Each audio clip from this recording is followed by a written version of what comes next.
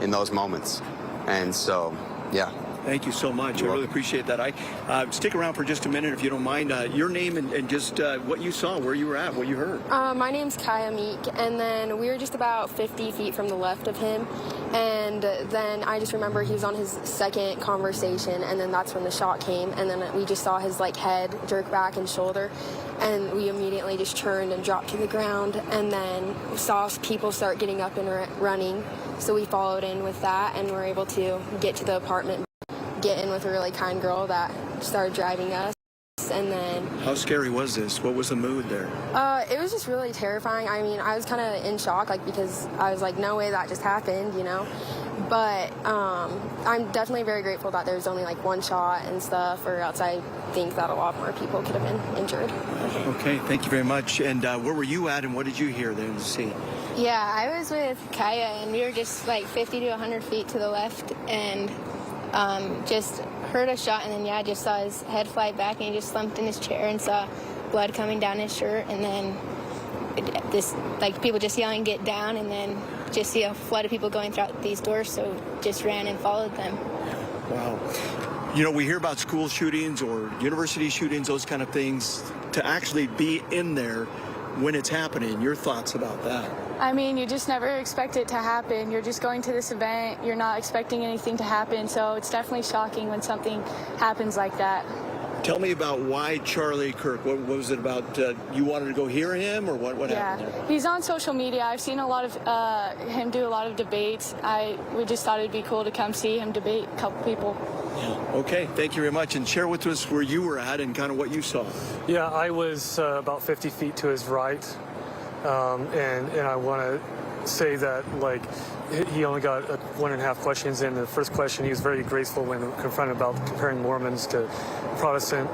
And then the next question, right before he got shot, was asking about transgender mass shooters and the DOJ wanting to take their guns.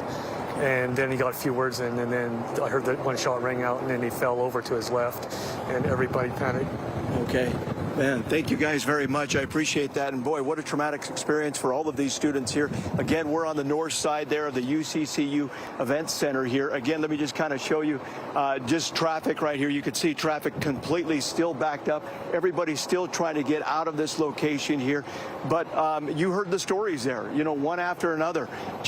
These are students that are just right there in the middle of it, and all of a sudden to have something like this happen right in front of them and witness something like this, just a very traumatic thing. But again, trying to get out of the north side here of the campus, boy, it is just a parking lot here. This, of course, happened, about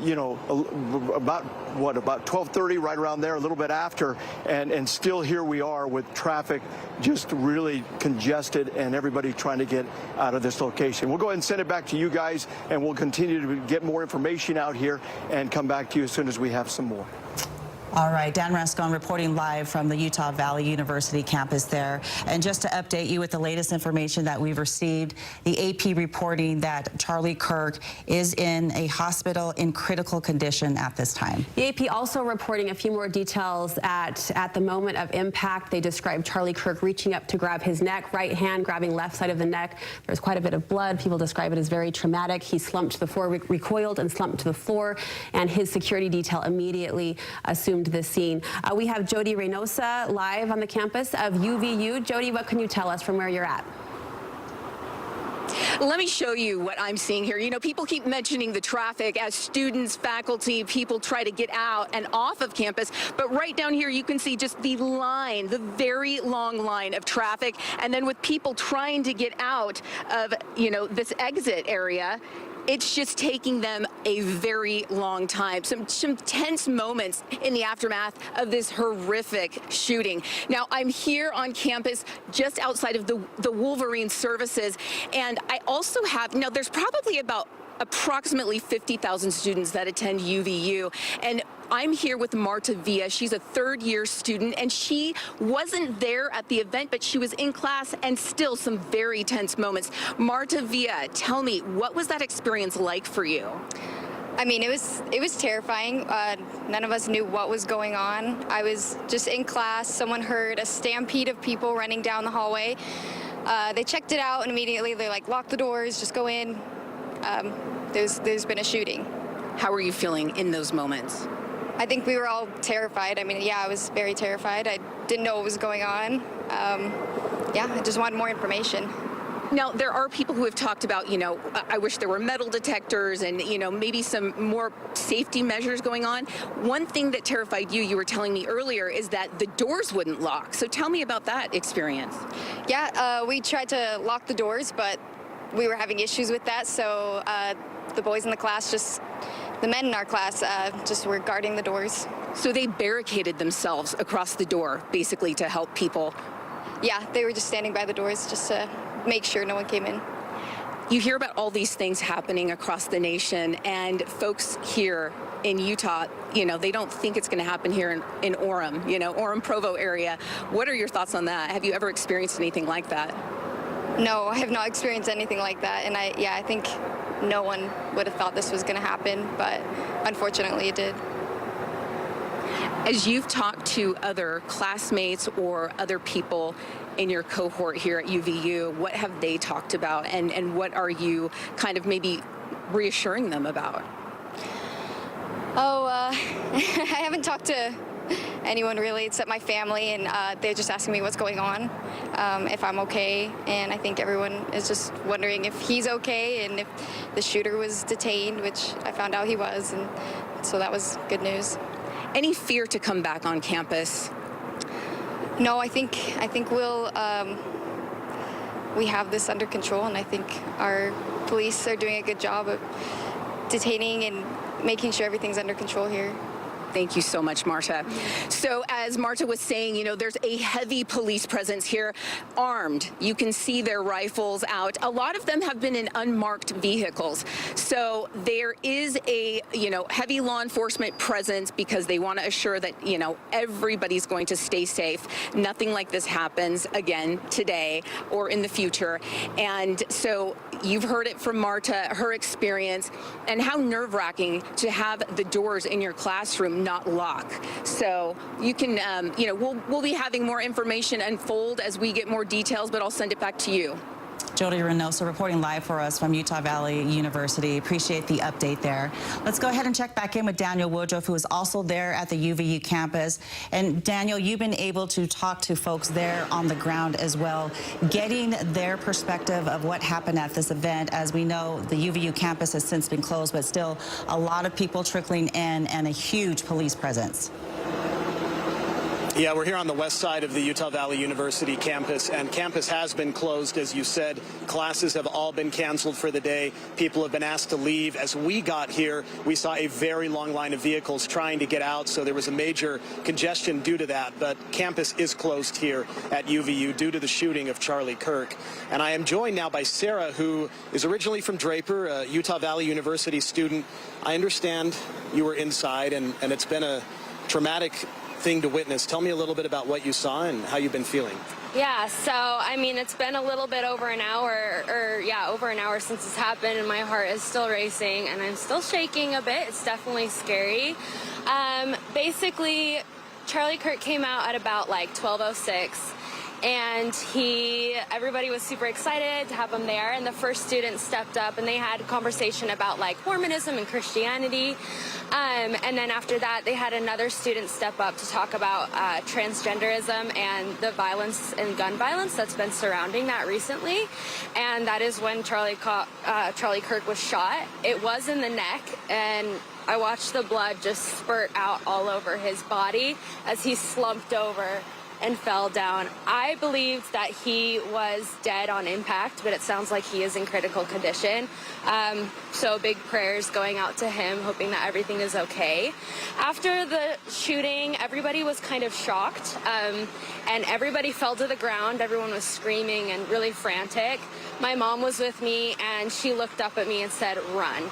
So me and my friend grabbed hands, and we ran out of the building, out across the street, all the way to Bucked Up, across from Utah Valley, and just waited there. And we had a sweet retired law enforcement officer kind of help us out and make sure that we were safe. So, because processing something like this, I mean, you mentioned your heart is still racing and probably still replaying what it is you saw and heard.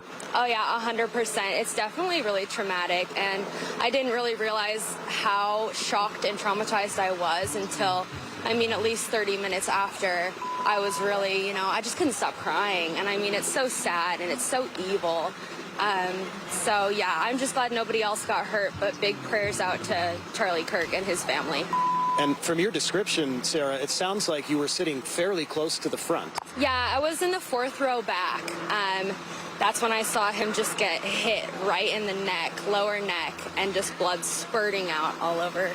It was awful. You had come here to this event to hear him speak. Why did you want to come, and what were your thoughts about him as you made the decision to be here on a Wednesday morning? Yeah, so I have classes today, or did have classes. I had my morning class, and afterwards I went to see Charlie Kirk. I mean, he's an awesome guy. I agree with all of his political stances, and I was really excited to see him, especially at my own university. So yeah, just going out there to support him before my next class, and what a traumatizing experience it was. So. Yeah, and I think a lot could be said for the fact that at an event like this, something like that happens. Have you been thinking about that since this occurred? Yeah, definitely. I thought it was really ironic that he started talking about gun violence right when he was shot. I mean, it's just awful. And honestly, Charlie is a hero. I truly believe that, and I believe his family are also heroes, and I wish the best for them. And finally, Sarah, what about you personally? Because witnessing something like this, I can only imagine. I have not witnessed something like that. And so where do you go from here, and what do you think about as you process this tragic day? Yeah, good question. I'm definitely going to be seeing my counselor. I will have a lot of therapy, and honestly, I think it's just going to bring me closer to God. And yeah, through the whole experience, just lots of prayers, and yeah, it's going to be a lot of personal work. Sarah, I really appreciate you spending a few minutes. Thank you. Best to you and your mom. Thank you so much. So here on the west side of campus, that's just yet another voice of someone who was at this event. And the event happened just right behind us. In fact, I'll step out of the way and let photographer Ray here zoom in again just to show you. And I know we've seen a number of vantage points of this, but that tent in the distance, just past that overpass, is where Charlie Kirk was speaking. And then all of those bleacher-type places in the foreground, or background, I guess, that is where people were sitting. In fact, from this distance, a lot of law enforcement are on scene, and there is crime scene tape up around the area. This is about as close as we can get from this particular vantage point, but we see police from just in this area, Utah Valley University, Provo, Orem, and then other agencies as well have responded in addition to federal agents. And so this is now sort of eerily quiet on the west side of campus. A lot of people have moved on, left campus. We're just seeing some stragglers walking through, but it seems like everyone who walks by was there. They heard what happened, or they saw what happened, and then many of them ran in the aftermath of the shooting. And as you heard with Sarah there talking to me, her heart's still racing. This was a terrifying, scary ordeal for her to witness and to process, and certainly that's only just beginning for her to deal with the feelings and emotions of what she's seen. So that's the latest from the west side of the campus. We'll send it back to you for now in studio. Daniel Woodruff, we appreciate that. I can't imagine for those folks who were there describing that traumatic scene. Absolutely. Let's go to news specialist Alex Cabrera. He's at another vantage point on campus. Alex, you've been talking to people. What are you hearing now? Right. We've been in a parking lot here for about an hour or so, chatting with some people, some students, some others who just came here for this debate. And you can still see there is still a little bit of traffic as people continue to leave this area, trying to get back to wherever they're going to. But I'm going to interview somebody named Taylor Westmoreland, and she's special to me because this is actually my niece. I never really interviewed a family member before, but Taylor was on campus when this happened, heard the gunshots, and so I found out she was here. So that's kind of terrifying when you have a family member here. But Taylor, tell me, what did you tell everybody? What did you hear? You know what I mean? What did you hear, and then what happened? Yeah, my friend and I got there pretty late, and so when we arrived, we were right in the building behind him, and we just heard a gunshot, and everyone just started screaming. It was really chaotic, and we just ended up turning and running. There was just crowds of people screaming screaming, and then just like shooter, gun, and then we ended up getting outside, but it was chaotic for a really long time, really scary. Yeah, it's just one of those things. Like, what do you do when you hear that gun shots? Yeah, you freak out. But I was kind of like in disbelief for a second, and when everyone was running, and then I just started booking it. My friend threw her drink, and we just got out of there like as fast as we could. But this is always something that happens somewhere else. Yeah, no, it's odd to be a part of something like this. It's horrible, of course, and really sad for him and his family, but yeah, it was really scary. I'm glad everyone got out okay. Okay, Taylor, give me a hug. I'm happy you're doing okay, that we met up and that you're doing well. Okay. Thanks, Taylor. Didn't mean to put you on the spot. No, you're Thanks, good. Taylor. Thank you. So that's, again, I know that my niece is a student here, so I heard that she was here and kind of like wasn't answering her phone at first, and hoping everything's okay, and I'm happy she's okay. But just one of the many people here that just came out just to hear a debate, to be a part of something like this. Charlie Kirk is a big personality. A lot of people like what he has to say. A lot of people don't like what he has to say. But either way, on a college campus, you think this is something where you would maybe hear something you don't believe in or something that you do believe in, and then something like this happens. So it is sad. A lot of people witnessed this. I heard one of the interviews I think my colleague Daniel Woodruff was doing where one witness said he saw the blood, and that's just, it's sad. You know, how do you decompress from something like that? You know what I mean? And that's what a lot of students are doing right now, just decompressing from something they saw today, and it's just an unfortunate situation. But traffic moving along, people continue to get out of here, and we will chat with some more students about their thoughts on this whole thing as we continue our coverage here. Back to you. Well, Alex, we appreciate that. You know, there are so many students on campus right now for that event. It's hard when this hits home and it becomes then one of your own family members who is there at the event, and you're worried for her safety, of course, and glad everything is okay. Thank you for that report.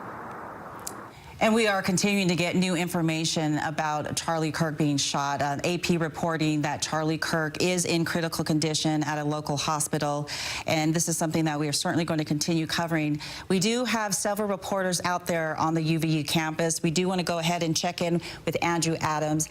Andrew, as we've been hearing from Alex and Daniel and Dan, there are folks still trickling in, although campus is closed right now, giving us their perspective of just how traumatic that experience was.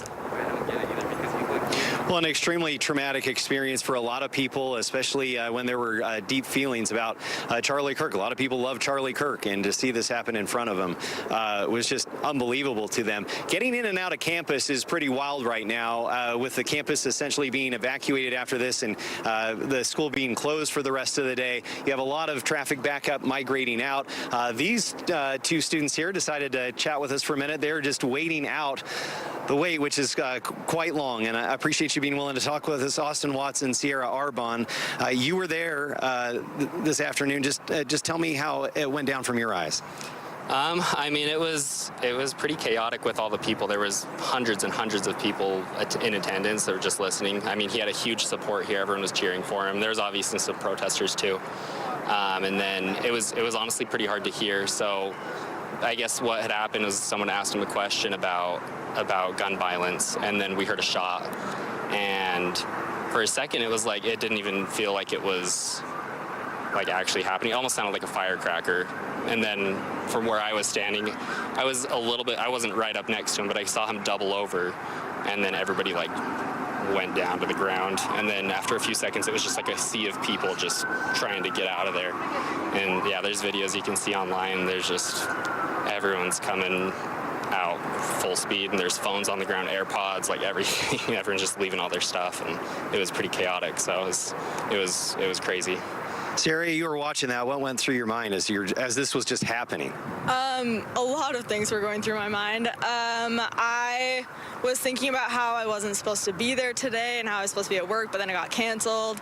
And I was scared. It was a scary situation, but kind of along the same lines as Austin. I thought at first that it was a firecracker, and then I realized that was a gunshot, because I'm short, so I didn't see above the crowd.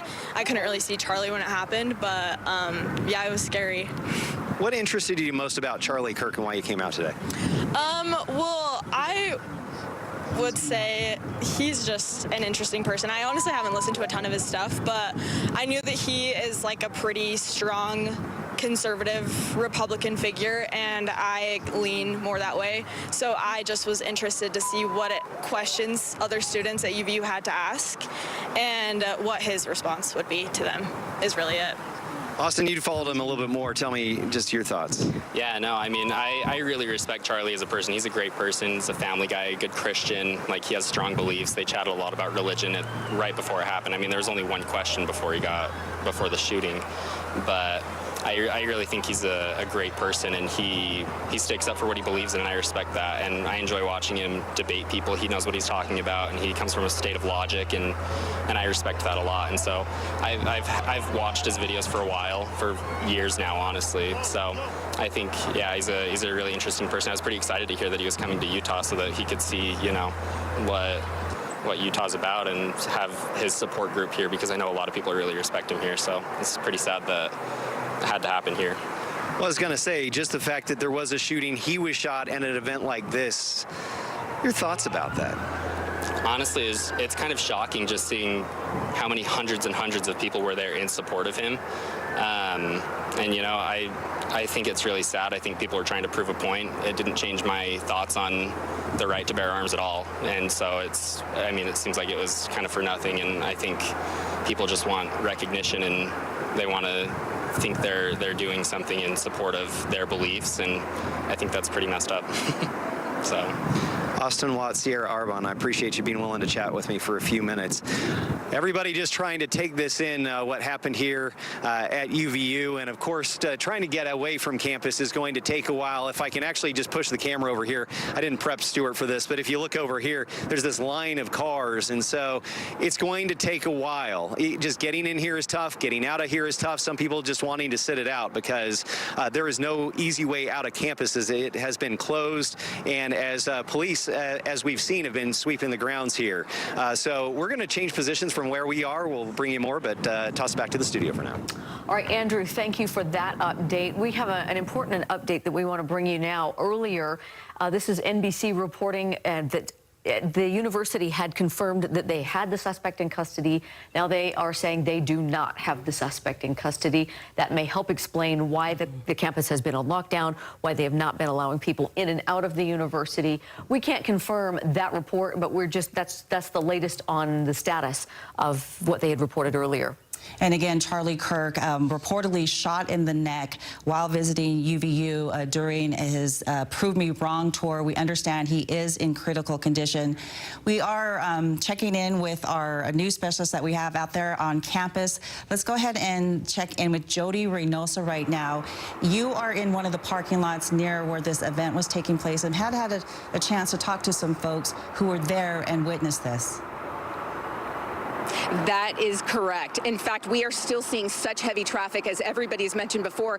Here is an egress right here. Pretty much every artery going in and out of campus is just packed. Because right here it looks like, oh, maybe there's a lull in traffic. Nope, you turn this way. I'm having Greg turn this way, and you have a whole line of traffic trying to exit. And parking lots right now, I'm seeing they're packed because of some students just wanting to kind of, you know, wait it out, see what's happening. Now, let me point you to the direction. Students are telling us that in between these buildings, so you see on the right side, there's like these little pyramids on the top of that roof, and then you see the building to the left. Well, the venue was right between those buildings. We're not able to go close at this point, but that just gives you a perspective as to where students in that they are high school students, okay? They are at Cedar Valley in their senior year. They were just here on campus, though, to take a test. So I'm here with Ryder Warner and Kylie Stauffer. Okay, Ryder, let's start with you. Tell us, like, what was going on, because you were there at the venue when it first happened. Yes, ma'am. We were driving past it. So when we passed it, obviously you have all the news cameras, all the cameras pointing towards them, all the students rushing in to go and see what's going on. So we got to witness that, and you know, just a normal talk by Charlie Kirk. It was kind of cool to see Charlie Kirk here. You know, we watch him on TV a lot, watch his clips a lot on YouTube, whatnot. So it was cool to see that. I was in a rush for a test, so I didn't get to stop and see, but I did get to see the venue. It was super pretty.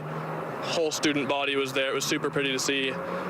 Got here, and it seemed like everything was in chaos. They were super hesitant about letting us test. Before we get to the test, though, I want to just take us back to where you were in the venue, because you said you actually witnessed the shooting. Yeah, so when they shot, it was, I wasn't actually there. I just saw it afterwards, the aftermath. The cops rushing up, the helicopters flying in. I just saw videos afterwards. It was probably 2 minutes after I left that I actually got to see what happened. So when you got video from a student, another student, because you said it was very gruesome. What do you mean by that? Yes, ma'am. The video I had showed the side camera of it, so it was him getting shot in the neck, and you can just see his neck go limp and all the blood come out. Stuff like that. Super gruesome scene. I'm super glad I didn't see it in person. Did you, at that moment, did you go to, you know, like, what is going on? I mean, what were you thinking at that point? Definitely panic mode. As soon as I saw that, I knew, well, I'm here on campus. I don't think they're going to let us test, and sure enough, they didn't. Obviously, super panicked. I felt for him, you know, watching him for years.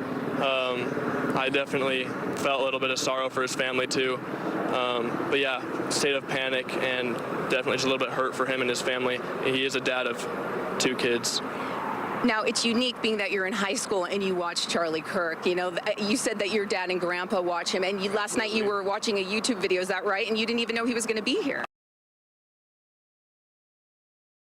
And I was just scrolling through, and I love watching his debates, especially as somebody who's big into English. I was watching his debates and learning how he argues, and I actually definitely base a lot of what he does into my own life, which is big for me, you know, being a student, especially being in an English class. Now, does he ever talk about violence, or is it, you mentioned he was more Christian-based, and so this seems just out of the ordinary? It is absolutely out of the ordinary. I can't believe that this even happened. He never talks about violence. You know, it's not something he's big into. He's just into the argumentative side. He loves getting other people's perspectives. He definitely can get under people's skin, just because in like any argument, you know, you're arguing against somebody or against what they're saying, and I guess that just got to him, and somebody finally decided to act on it. Wow. Thank you so much. Absolutely. Ryder, we're going to be back with Kylie a little bit later, but we're going to throw it back to you. Jody Reynosa reporting live from UVU. Again, if you are just joining us, breaking news, Charlie Kirk shot there on the UVU campus as part of his comeback tour. We understand that as he was speaking here at Utah Valley University today, he was also scheduled to bring his American Comeback Tour to Utah State University, and that was going to be held on September 30th, so the end of this month. He was going to make several stops, Deanie. Yeah, we're getting a word of a Utah-based, it's a change.org petition that basically would keep him from coming, and these are based at Utah State University, where he was scheduled to come later this month. The petition had 3,500 signatures. Students, hundreds reportedly today, are joining on that petition to ask board trustees at the university to prevent this Charlie Kirk from coming to their campus. And it's part of a national debate over controversial speakers coming on college campuses and universities' role in balancing the freedom of speech and them hearing these speakers versus protecting the safety of students. And as we just heard from several folks, you know, they wanted to come out. This is what attracts them to Charlie Kirk, because they're able to have this type of dialogue on college campuses. Of course, it does come with some controversy. We do want to check back in with Daniel Woodruff, who is also there on campus. And Daniel, you've had a chance to talk to people there about some of the sights and sounds that they saw. And talking to some bystanders earlier today, they talked about a very calm event moments before they heard a shot. Yeah, in fact, I'm joined by 2 more Utah Valley University students who told me that they were some of the first actually to arrive morning for this event. Logan and Raleigh here. Logan, we'll start with you. What kind of set the scene for me? What was it like this morning when you got here, and then tell me what happened? Yeah, we arrived, I want to say, an hour and a half before everything went on, and there's a couple hundred people here, pretty chill. But then as things went on, people just gathered. I would say there's thousands of people here. And we thought things were just a little unsecure. We thought, you know, in terms of security getting in? Yeah, security getting in. There weren't a lot of officers around, police officers, so we just thought things, I don't know, just it didn't seem right from the beginning, in my opinion. Raleigh, as you were there, what did you notice as the crowd was kind of settling in, and who was there? Yeah, so we were all there. We were having a good time, excited to see Charlie. The majority of us were, we support Charlie, and there's a group of other people that were kind of antagonizing us up on this bridge up here. And I don't know, there's definitely some kind of bad feelings towards each other, but we didn't think much of it. Like, we thought the security was a little bit off. Like, there wasn't many people looking around to see if anything suspicious was going on. But I don't know, it's a tragic thing that happened, and really sad, and we don't really wish that on anybody. And Raleigh, when it happened, where were you, and what did you see or hear? Yeah, so me and Logan and a couple other my buddies, we were, I don't know, 15 feet away from Charlie, give or take. Like 5 rows back about. Like maybe 5 rows back. And all of a sudden, after the first questionnaire, the person asked a question, the second guy walked up, he started saying something, and then we just heard a pop. It sounded like a firework, but it just echoed around. No one really knew what was going on. And everybody kind of just got stunned for like 3 seconds, and then everybody just dogpiled on top of everybody, trying to get low to the ground, mass chaos, and it was pretty scary. Everybody was like freaking out, trying to find the people they're with, make sure they're safe. And we didn't know if there was going to be more shots fired or anything. We were like, had no idea. Logan, were you watching the stage where Charlie was speaking when he was shot? Yeah, so I actually saw it happen, and it was really disturbing. You know, he fell back, and we all dropped. He was rushed off, and then we all just ran towards this way, like through that bridge under there. So, yeah, it was just really disturbing, hard to watch. We know that this event had attracted some controversy with the petition to try to cancel it, but as you were here and as the event began, I mean, I imagine that it felt like you were surrounded by people who were like-minded or who at least supported him being here to speak. Yeah, I would say majority of the crowd was for him. You know, there was a lot of chants going on. A lot of the people were for Charlie. There were some people in the back that were, against him, but I would say majority were for him. And as you've processed what happened, I mean, it's been now I guess a couple of hours, I don't even know what time it is, but what's been going through your mind as you've just sort of been replaying what you watched? I'm lost for words. I don't know. It's something we'll remember for the rest of our lives, that's for sure. I don't know. Yeah. What are your thoughts? Obviously super sad and tragic, and I think it's sad that we can't even have a civil conversation anymore. Yeah. It just turns into stuff like this. Like, he has an open mic. Like, if you disagree with him, come talk to him. But apparently that's not what some people want to do, and they want to just have violence and lash out instead of talking through things. And we love Charlie. We hope he's okay. Yeah, we're praying for him, and we hope everything's all right. And in terms of engaging with him, that's, as I understand, the point of the tour, correct? Is that he'll answer questions and that it's a back and forth engagement. That's exactly right. So if you disagree with him, he welcomes you up, and he'll try to be respectful. Some people aren't respectful to him, and it kind of gets heated sometimes, but he's open to discuss things with you, and he tries to keep an open mind. So I just think it's sad that other people won't give him the same kind of courtesy. Well, you guys are students here. You're from Utah County. Any final thoughts you'd like to share? Just prayers out to Charlie and his family, and stay safe. Yeah. Well, Logan and Raleigh, I appreciate it. Thank you for spending a few minutes. Thank you so much. Yeah, thank you. So some more perspectives here from the west side of the Utah Valley University campus. And the campus is closed now as a result of this shooting for the rest of the day. No classes are being held. I did want to note that I got an alert from BYU, which is not too many miles from here in Provo. They sent out an alert noting that their campus remains open, but that they do have increased security and police presence as a result of what happened here at neighboring Utah Valley University. So a lot of surrounding institutions and organizations are closely watching what's happened and waiting for more information. Obviously, a lot is still unknown right now, but you heard from these witnesses what they saw, what they heard as they were just behind me here where the event was taking place. The tent where Charlie Kirk was speaking is literally a few yards away from where we're standing right now on the west side of UVU. Back to you. Yeah, Daniel, that was some really stark testimony and things that they witnessed today. You know, I had another thought as we were seeing the video from Chopper 5 of those bleachers, an event that had been full just moments before and was now, you see, littered with backpacks and with water bottles. And it's a hard contrast to see an event where people are having open discourse to one where they obviously fled in fear and just left everything behind. That was a I don't know, it's very telling, isn't it? It is. It says a lot just by what's left behind. And we've been hearing accounts all afternoon long from our news specialists that out there on campus. We want to check back in with Dan Rescon. And Dan, you have been speaking to so many people there that they're just willing to share their insights and what they saw, some describing it as traumatic and something they're never going to forget. Yeah, that's exactly right, boy. These stories that we're hearing out here on campus are just pretty incredible right now. But we're about 2 hours after the shooting here. Things are finally starting to clear up out here. That's UCCU Center there, just over here. So we're on the north side of it, and as you can see, the traffic right now beginning to clear up. It's pretty much opened up right around in this area also. So it's finally starting to kind of get that congestion out of the way here. But we're going to bring in Gordon Ramses. Now, Gordon, you were actually there at the event also. We've been hearing a lot of stories from people that were there at the event. You were kind of behind the event, and as far as like some windows were right there, and then you were seeing. What did you see exactly from your vantage point? So like you said, I was like in the Hall of Flags building. I was behind a window. When I heard the shots, I didn't see where the shot came from. Of course, when that shot happened, everybody from my building ducked down.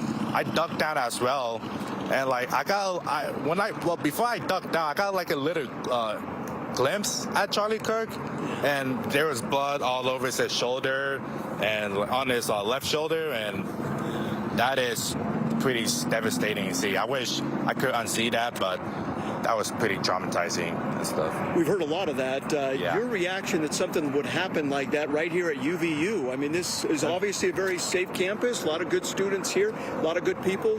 Your reaction? Yeah, no, like you said, like there's a lot of good people.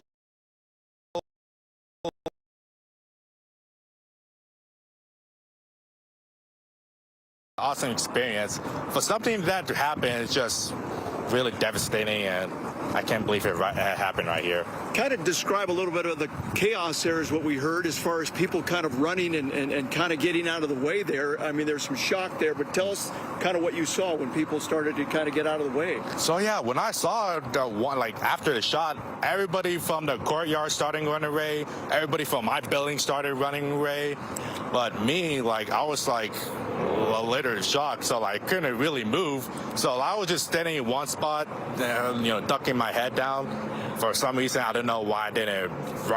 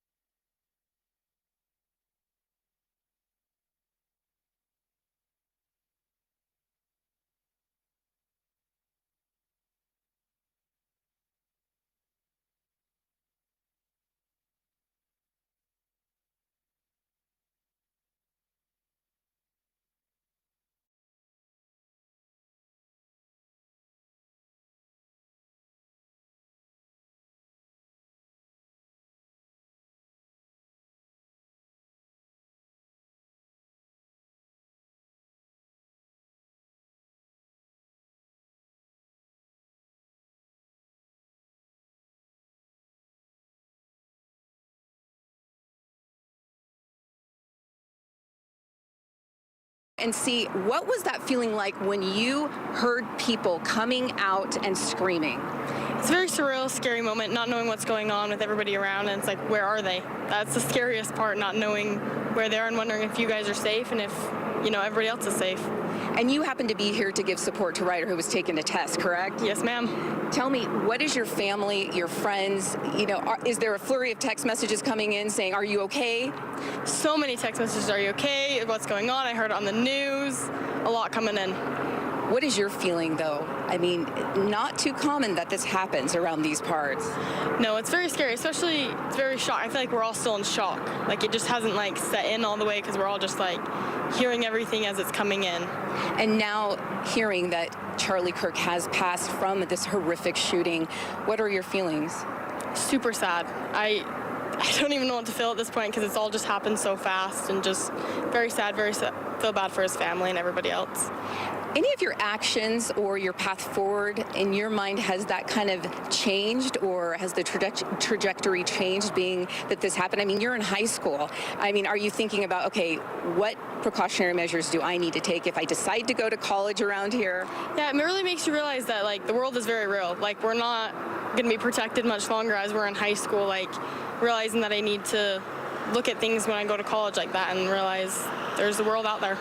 What are the drills like at Cedar Valley High School for something like this? I don't know, just locked down in our classrooms. We actually had one a few years back, so just kind of staying put until we get the okay. So you had one at the school not too long ago, you said? Yeah. Okay, and then now this. What is your take on everything? If you could talk to the people who can't be here right now, maybe high school students across the country, what would you tell them? That's a loaded question.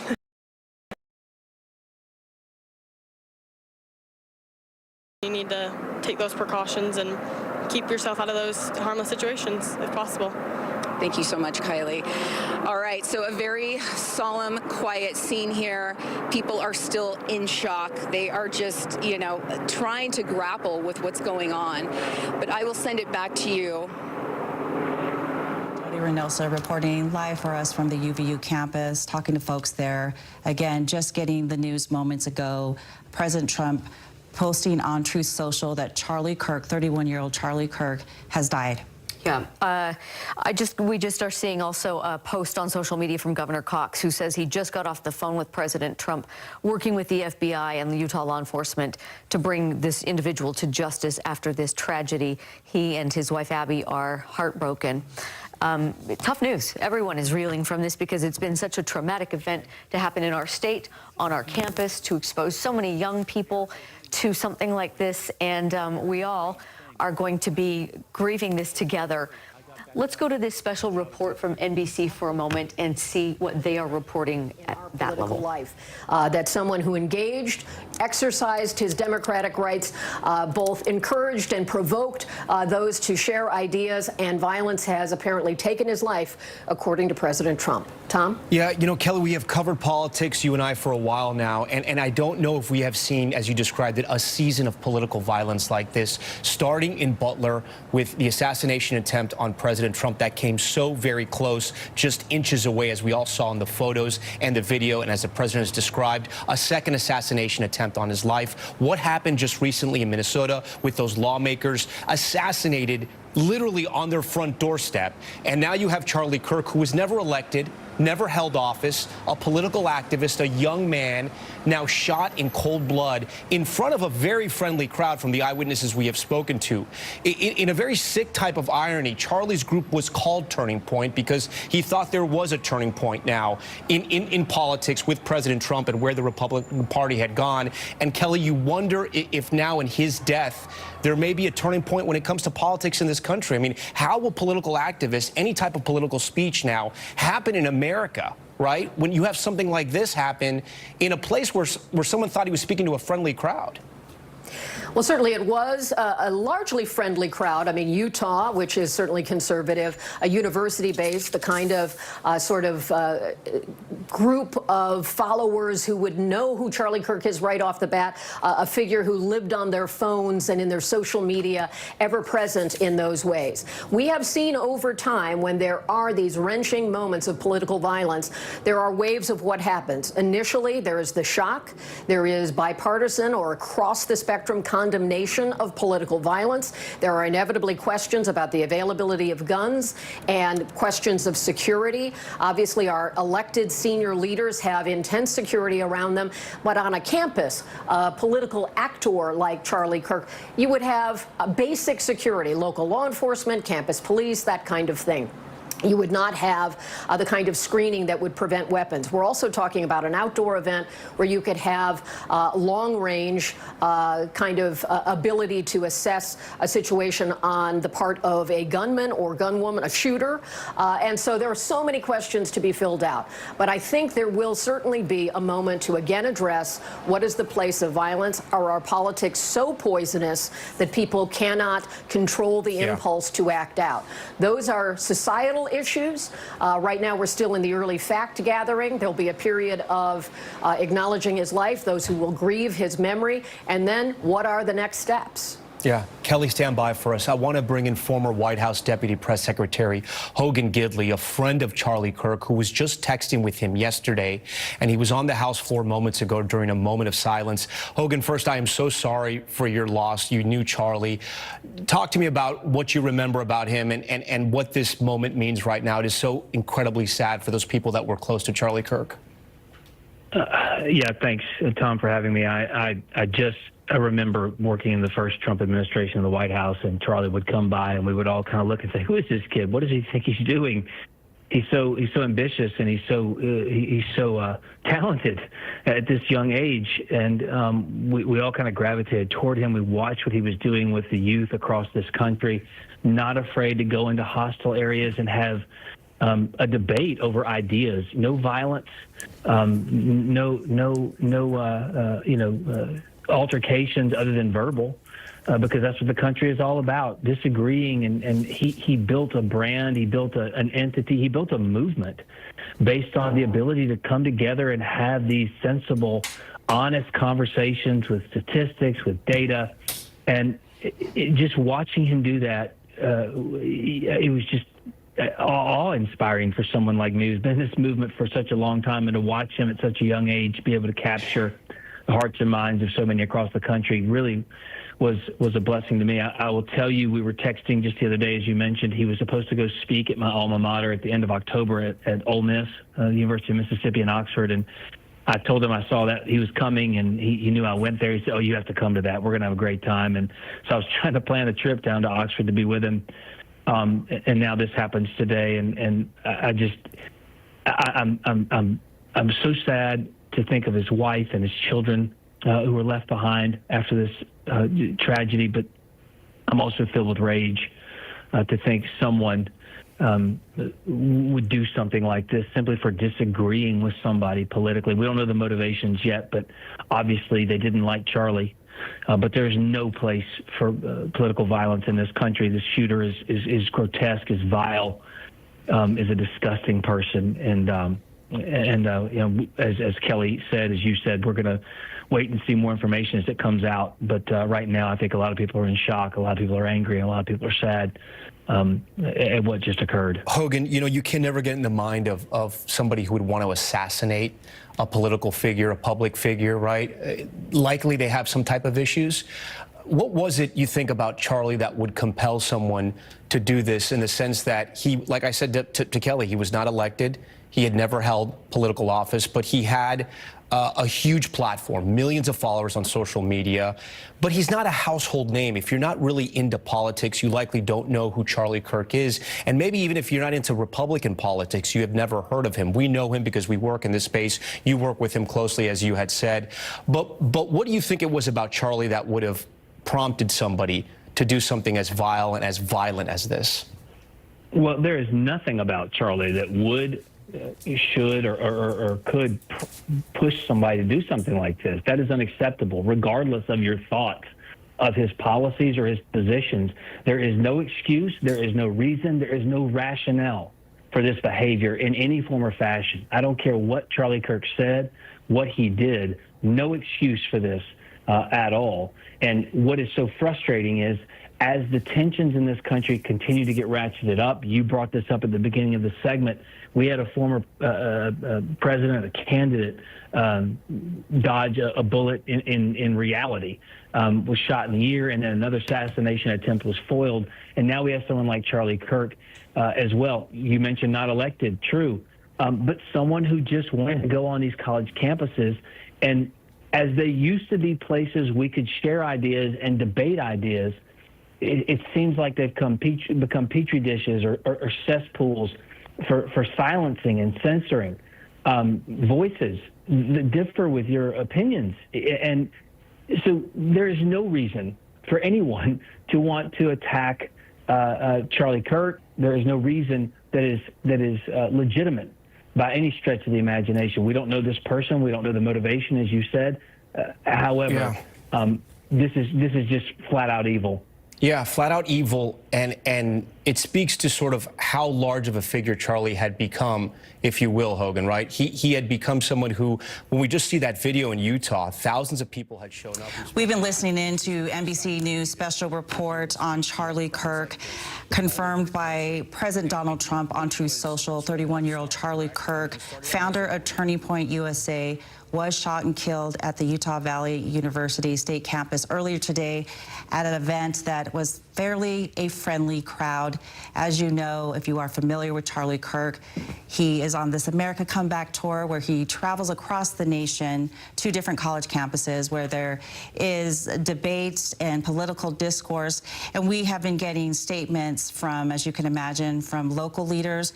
We want to share with you what Governor Spencer Cox has written on X. In part, it says, quote, "Working with the FBI and Utah law enforcement, we will bring to justice the individual responsible for this tragedy. We are praying for Charlie's wife, daughter, and son." And we should note UVU has confirmed they do not have a suspect in custody at this time, Deanie.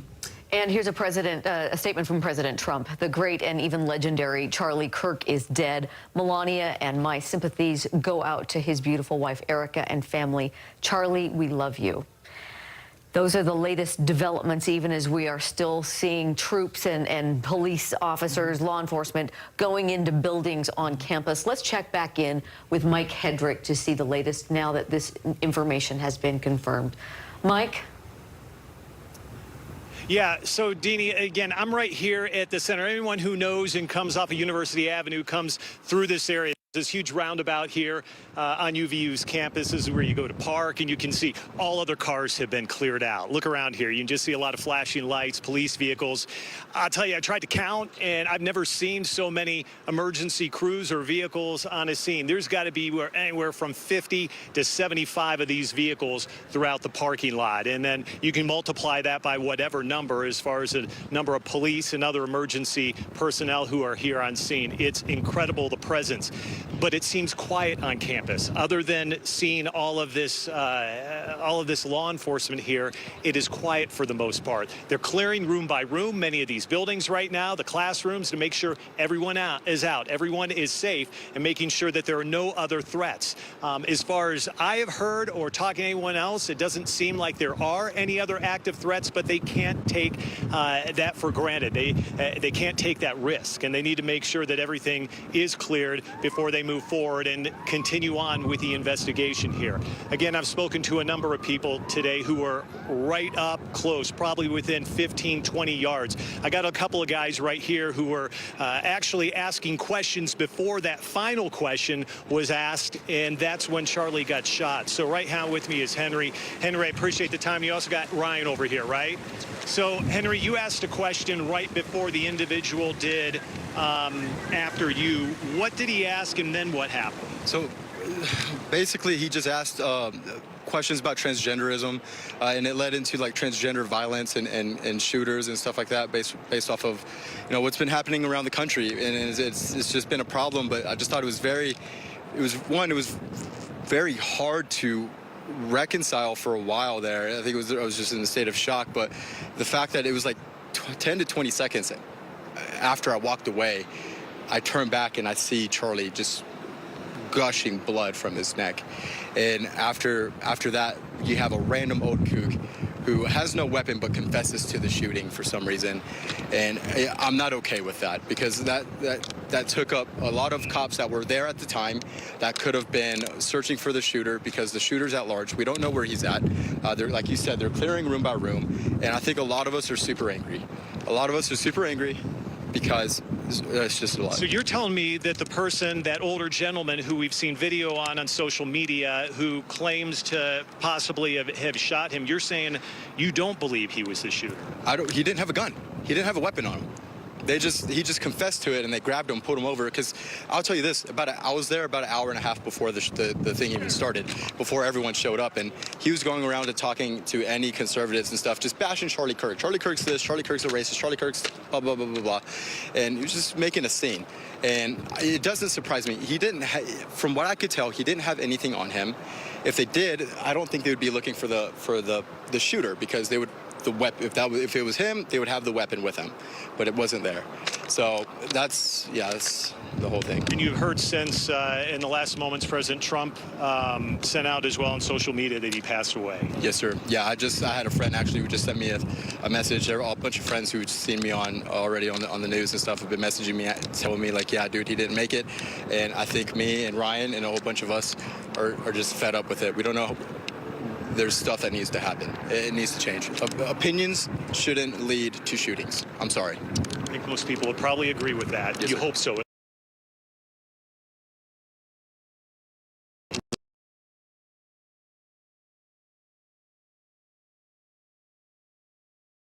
Feet away, I was in the thick of the crowd. I was working my way up to the stand to ask Charlie some questions. At that moment that the shot rang out, I look over and I see Charlie Kirk slump over for just a split second, and the crowd just pushes back. There's a huge stampede pushing back. People are jumping into the fountain. People are running towards the building. I stuck around, tried to stay away out of everybody's way, pulled out my phone, started to take some video. I got down there closer to the stand, and there was very little police presence. However, at that time, I believe that was when they had taken Charlie away. That's when they had already taken the alleged suspect away. But as Henry mentioned, with that suspect, we were talking to somebody from Deseret News who said they recognize this individual, and he goes to political events. He goes to a lot of events with news and with media, and he tries to store contention. Yep, he tries to gain attention, tries to take credit for what's going on, and here he is jumping up right after the shot saying he did it. So that's really concerning to know, and I mean, hence the police presence that we see here today. It looks like they have not apprehended the actual shooter. Did you see the shot fired? I didn't. It did sound like it came from the right side of me, and I tried to look, but I was getting pushed back by the crowd. I was talking to a professor who works here, and he said with the view that anybody could have had of Charlie, it could have been from 200 yards away. So I think that's why we're seeing drones in the air. That's why we've got helicopters in the air. We have a SWAT response. We're seeing snipers. So I think they're still trying to figure out really where the shot came from. Last thing I'll ask you, you described the chaos. What were you feeling and thinking in the middle of that chaos immediately after shots were fired? I was thinking there is no way that this can be real. Being here in Utah, where it's relatively safe, at UVU campus, where there's a lot of like-minded individuals, you always hear people say you never think it's going to happen to you. I have a different mindset. I think of always being prepared, and it's not a matter of if, it's a matter of when. And I hope that everybody who's seeing this event unfold, I hope that this is their call to action, to speak up, to stand out, to make change, because this is unacceptable. We can't live like this. And I'll ask you, we've heard this a lot from people about there needs to be a change, from people who were there on campus. We hear this from politicians as well. What is that change? What's going to change somebody from doing something like this? Like I said, we were speaking to a teacher earlier, and he was talking about how practically the entire university, the chair, the president, the chair, no one was informed. No one was informed that that there was not going to be enough security or anything. Some people were in class not even knowing Charlie was coming. I don't think that's okay, especially after what happened in Butler in Pennsylvania with President Trump and all this stuff. We know that this violence exists, and we all know that Utah's had a lot of progressives come into the state, and with the same old rhetoric that leads to instances like this. And I think it's the rhetoric of people saying like, oh, well, we saw people that were smiling when it happened. We saw people that were like, oh, good shot. All from, this certain group of people. That's not right. That's not right. Both of you, thank you very much. I appreciate taking the time. I'm glad you're safe. I appreciate you sharing your stories and your eyewitness accounts. So thank you. Yes, Best of luck to you. So, Deanie, as we kind of wrap up that conversation, it's very similar to a lot of other people we spoke with. It's really a surreal situation that happened here. Conservative town USA, that's really what this is. And so a lot of people would not think that something like this would happen. And again, we're still trying to figure it out. Police are still trying to figure out. You still wouldn't have this presence out here if they weren't still trying to figure out exactly what happened. So we hope to get some of those answers at some point today, but I think it may take a while. Back to you. Yeah, it's disturbing to even hear that kind of testimony and those kind of interviews from students, from young people who had to witness that kind of stuff. Again, if you are just joining us, President Trump confirmed on a post on Truth Social, Charlie Kirk, 31-year-old Charlie Kirk, founder of Turning Point USA, has died after being shot at an event held at Utah Valley University just a couple of hours ago. And I just wanted to read a little portion of that post from President Trump, where he says, quote, "No one understood or had the heart of the youth in the United States of America better than Charlie. He was loved and admired by all, especially me. And now he is no longer with us." And President Trump also added, "Melania and my sympathies go out to his beautiful wife, Erica, and family." And also we are getting a statement from Senator Mike Lee from Utah, who had posted, "Charlie Kirk was an American patriot, an inspiration to countless young people to stand up and defend the timeless truths that make our country great. This murder was a cowardly act of violence, an attack on champions of freedom like Charlie and the students who gathered." So as police on campus continue escorting people out of buildings and off campus, they continue to tell people to shelter in place until they can be escorted off, and presumably they continue to look for the suspect. We're just trying to bring you updated information as we can see it coming out. One of the latest bits that we've seen is an update from the University of Utah. They are open, but they did issue a safety alert encouraging people to be extra precautious, but then to also recognize that they have extra security on campus for the events all this week. Let's go to Andrew, who is also on campus. Andrew, you've been talking to people all day. What have you got at your location? Well, actually, I just wanted to give you a quick scene setter of what we're looking at, because as this situation is getting sorted out and they're going room to room, we're seeing some swift movement over here just south of the Fugal Gateway building, which is directly south of where the shooting took place. And so you see that this Jeep that is speeding off here, it looked like a few guys dressed in fatigues getting into that vehicle and heading off quickly.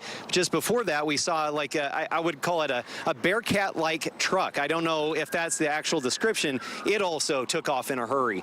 Just prior to that, we saw people in SWAT gear as we're just looking at that vehicle exiting. We did see some swift movements. We saw some police running south, but at the same time, we saw some people rushing into the Gateway building. Again, they're in the process of clearing campus, so walking and going place to place, that can be expected, but we just saw law enforcement rushing to a different location, unknown to us, and so that makes you wonder exactly what is going on with those people right now. But just wanted to give you an idea of the situation, that it is continuing to evolve here with the police response. And again, just resetting, if you're just tuning into us, we saw several SWAT people get in vehicles and book it that way, and then up out toward the south end of campus. So we don't know exactly where they are going. Just prior to that, though, and this I just want to point you this way, as you see, well, between the trees, you might be able to see the legs of a SWAT officer rushing in toward this building. We've seen a lot of attention on the Fugal Gateway building, which is what this is, again, directly south of the shooting area. And so presumably going in to clear it, but we don't know if there is anything more pressing than that in this building. But again, in a larger scale process of clearing the entire campus, can't imagine how a grueling of a process that is, understanding how many rooms there are on a college campus where as many as 50,000 students go to school. school. It's just wild. But that's what we've just been seeing in the last few minutes. We'll toss it back to the studio, try and see if we can get some more information at some point. All right, Andrew Adams reporting live from UVU campus for us with that update. Thank you. We appreciate just the updated information and seeing that this is still, UVU has reported this is still an unfolding situation. We're seeing that. Police dogs still on campus, officers still speeding to different places. We don't know what the latest developments are, but we will keep you posted, and that's why we keep checking in with our various reporters who are in different spots on campus. Let's check in with Dan Rascone. Dan, any movement on your end of campus? Yeah, that's exactly what we're seeing out here on our end also. We're along University Avenue here and also I-15. You can see officers just behind me here. I'm not sure exactly what's happening here, but they're trying to get out of the way as far as getting over the curb here and flipping themselves around so they can race off to another area. So I'm not exactly sure where these officers are going, but they seem to be heading down towards I-15. That's basically the northbound lanes there of I-15. We see another one racing off right there. So something must be going on where we could obviously see officers jumping in the vehicles right here. And as you see, here we go. Another car that's going to be heading kind of the entrance here. This is the entrance to northbound I-15 along basically right next to the UVU. So I don't know if maybe there's somebody that's been found or the possible shooter that's been located or what happens there. But again, we're seeing a lot of activity, a lot of SWAT members also running across campus to a variety of different areas. But you can just give you a little bit of a picture here. If you were to come off of I-15 here and University, you could see, and then you start heading basically towards UVU, just all this police force right here in this area. And then as we kind of flip around here, it's just completely congested here. And then we go all the way to where that roundabout is, kind of where Mike Hedrick is. And that's where you see all of the congestion there with all of the police officers and all of the agencies from a variety of different places. But again, as everybody's been kind of mentioning here, suddenly we're starting to see a lot of activity as far as officers racing off to different locations. What's interesting, though, is that we saw some officers going this way. Now we see these officers coming our way here. So again, we're not really exactly sure what's happening, but apparently there's a lot of activity as far as officers try to get to a variety of different locations right now. But the stories have just been horrendous to be able to hear some of these students describe exactly what they saw out there. We've been hearing all day long here, one story after another, about the trauma that they experienced as they saw Charlie get shot there. Many of them describing in detail kind of what happened, where the bullet hit, the blood that they saw. So many of these students are saying it's going to be difficult to get back to campus here. And that's going to be one of the big questions here, is trying to get back to campus and trying to get back to reality again as far as getting back to their studies. This is an experience that many of these students told us time and time again that they will never forget, that this is something that they'll never forget in a lifetime. And so very sad, very tragic what happened here, very upsetting. But again, a lot of police activity kind of happening here and there behind us. Another vehicle here, another city police officer from Orem trying to get out to get to another location. So again, we're just seeing this kind of spread out as far as officers trying to get to different locations. If we can find anything out as to what's happening out here, we'll, of course, bring you the latest. Deanie, back to you. Yeah, great job out there, Dan, and we just appreciate the perspective as we unfold and learn more details. And to that end, we just got a statement from Utah Valley University, still offering a phone number to students or anyone who might still be on campus if they need a police escort out. So as recently as within the last few minutes, they're encouraging people to call a number so they can get escorted out of a building or off campus. And that is an active situation for people who are still on the campus. And Deanie, we are continuing to get reaction basically from the death of Charlie Kirk. I'm just receiving one here from State Senator Mike McKell here from Utah, who posted on X, Charlie Kirk was a father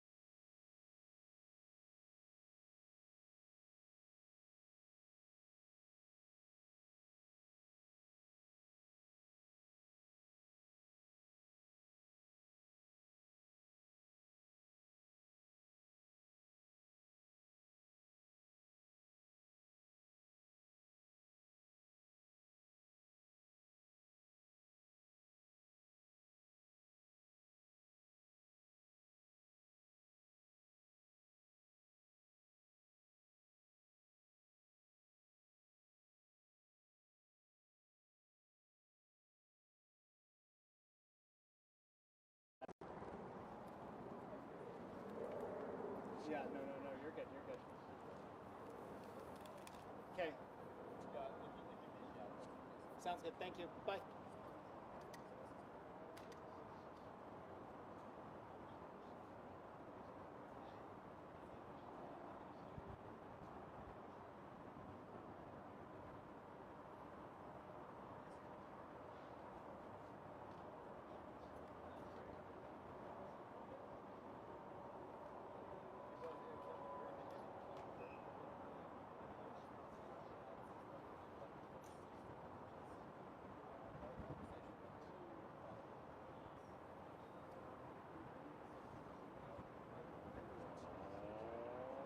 Okay. Okay, try talking for me really quick. Yeah, check 3, 1, 2. Check, 1, 2, 3, 1, 2, 3. Check, 1, 2, 3, 1, 2, 3. Charlie Kirk, Charlie Kirk. Okay. Cool. Wait. Walk for me. Yeah, check. 1, 2, 3, 1, 2, 3. Check. 1, 2, 3. Okay, you're sounding good. We're just cutting out for a second, so I was double checking. Okay. Yeah, we should be good.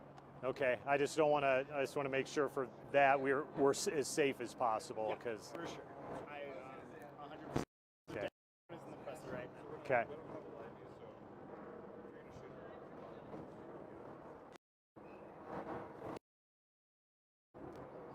Hey, Matt. Yeah, that's fine.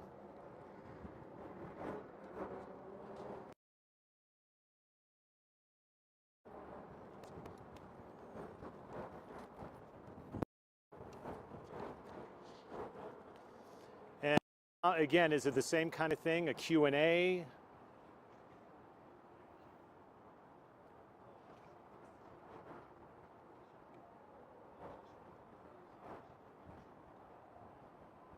Okay. Sounds good. Thank you. Okay, bye. Okay. Okay. So What's that?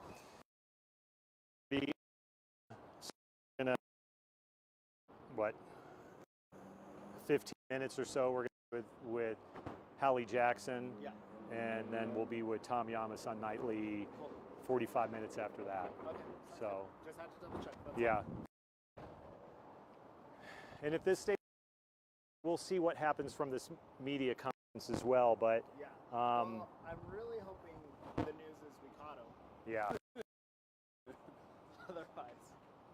yeah, because there's been no confirmation, even though one person's been arrested. There's been no confirmation here that the shooter, Yeah.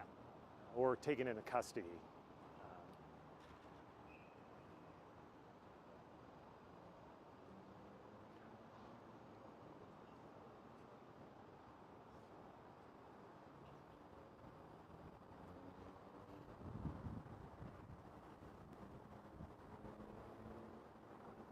Hey, I have the change for you.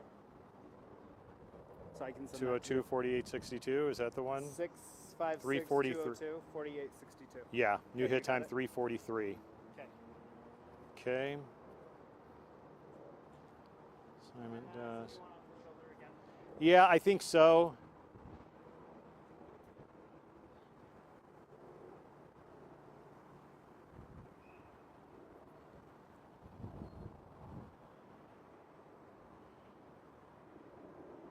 Hey, Matt, how are you?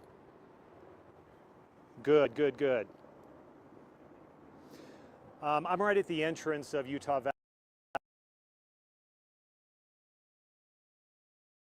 There's a roundabout here. It's where everyone comes and goes when they're coming onto campus here. So it's the primary place to enter the university, and it's pretty packed with. There's probably 50 to 75 law enforcement vehicles here right now.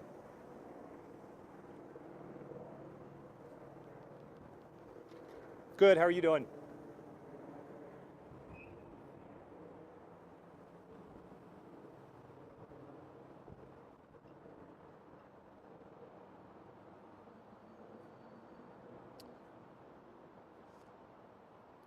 No, understood. I think the key thing right now, I think originally when things were playing out, there was one person that people who were in the midst of all this, an older gentleman who was taken away into police custody.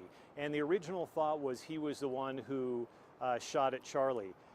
they don't know that that's the case right now. There's been a couple of instances here in the last 10, 15 minutes where you've had law enforcement just jump in their cars and race off.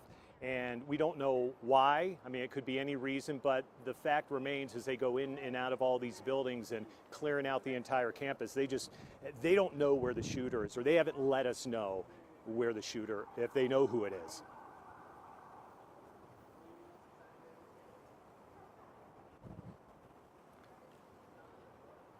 Yeah, correct.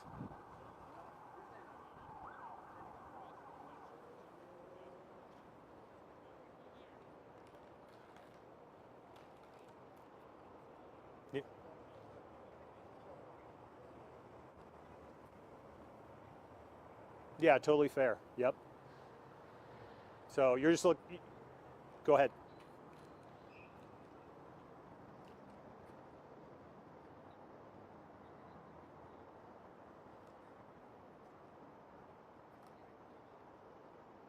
Maybe not. I can give it to you though. It's M as in Mike, Hedrick, spelled H-E-A-D, like your head, R-I-C-K, at ksl.com.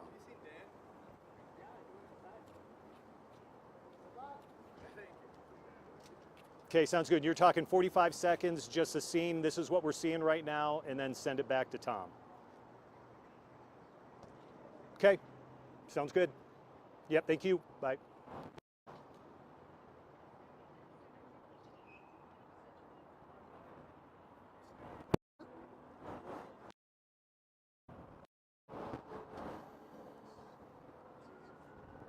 I texted Jack and said, what a time to skip out today. Oh, is he out? Yeah, he was over in LA. Oh, gee.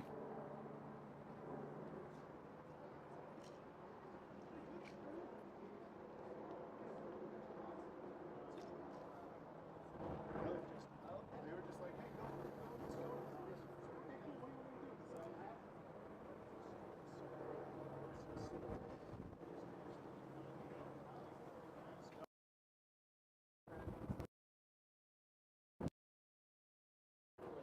I'm just looking for somewhere where someone with a gun. That's already happened multiple times. With the gun? Yes. Oh, okay.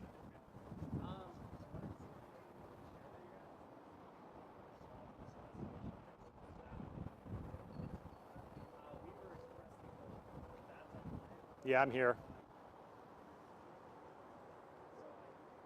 No, I had to make a couple of calls and now I'm back, but apparently I'm going on in like 10 minutes with NBC.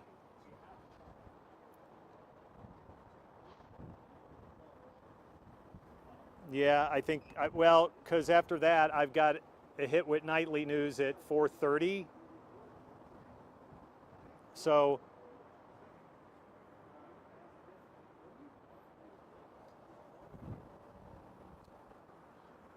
I think I'd rather just kind of be ready for the 4:45. Okay, because I don't have anything new from when I last spoke to you, just because I've been on the phone with NBC.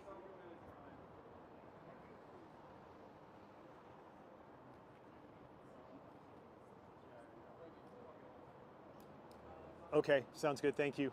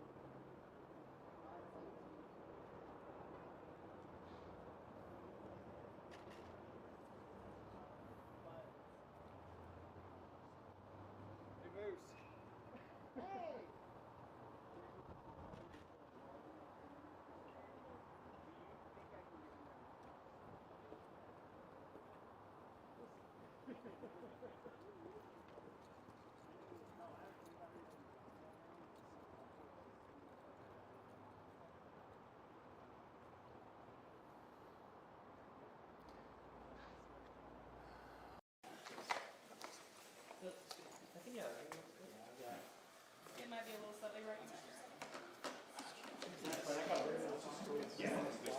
Yeah. So let's just go up here. Okay. So let's just go home. Just keep your tripods, you don't lose your stuff.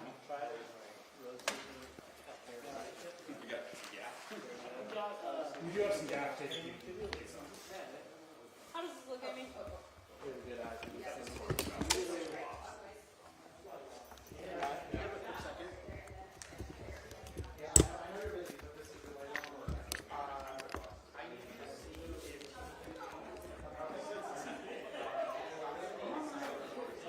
Just go right here. Hold on just a second.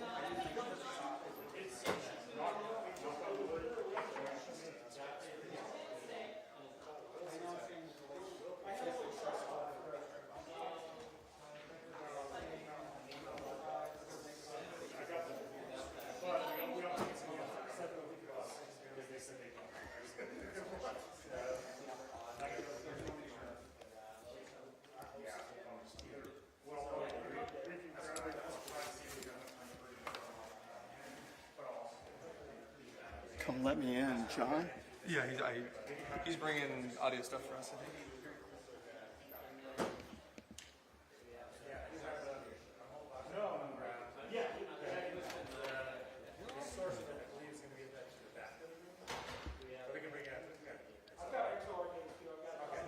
Over here.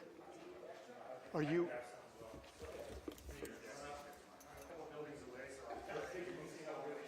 Yeah, I hear you loud and clear. Loud and clear. His tripod's right there with that empty one. So we're just going to do a live hit real quick. I'll hook up and be ready to go, and then we'll just plug. That sounds good. So are you going to be our steady camera? Okay. Yes. Yes.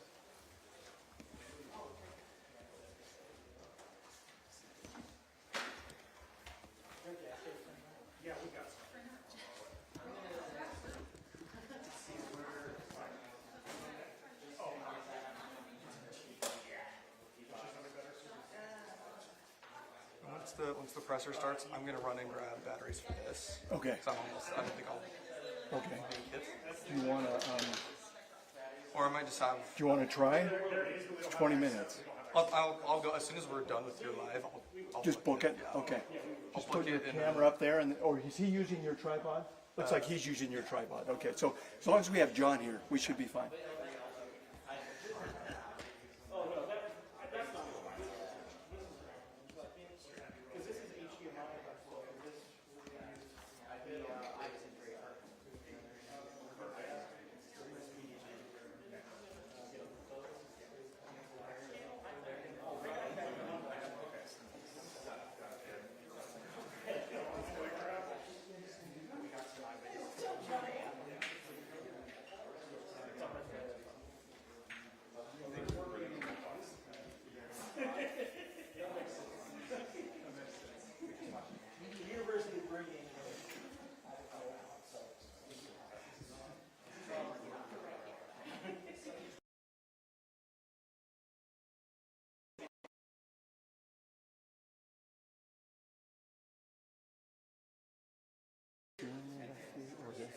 Who's going to take charge of the press conference? So as of right now, it's kind of jointly between Okay. And you expect at 4 o'clock? Okay. Yeah, exactly. Right.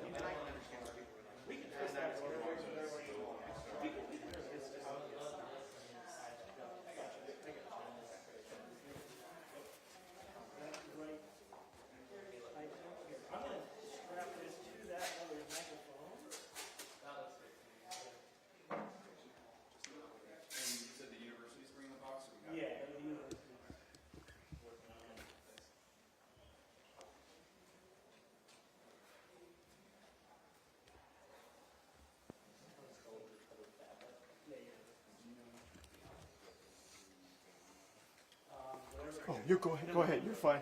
We're not on yet. I wasn't even looking up. Sorry.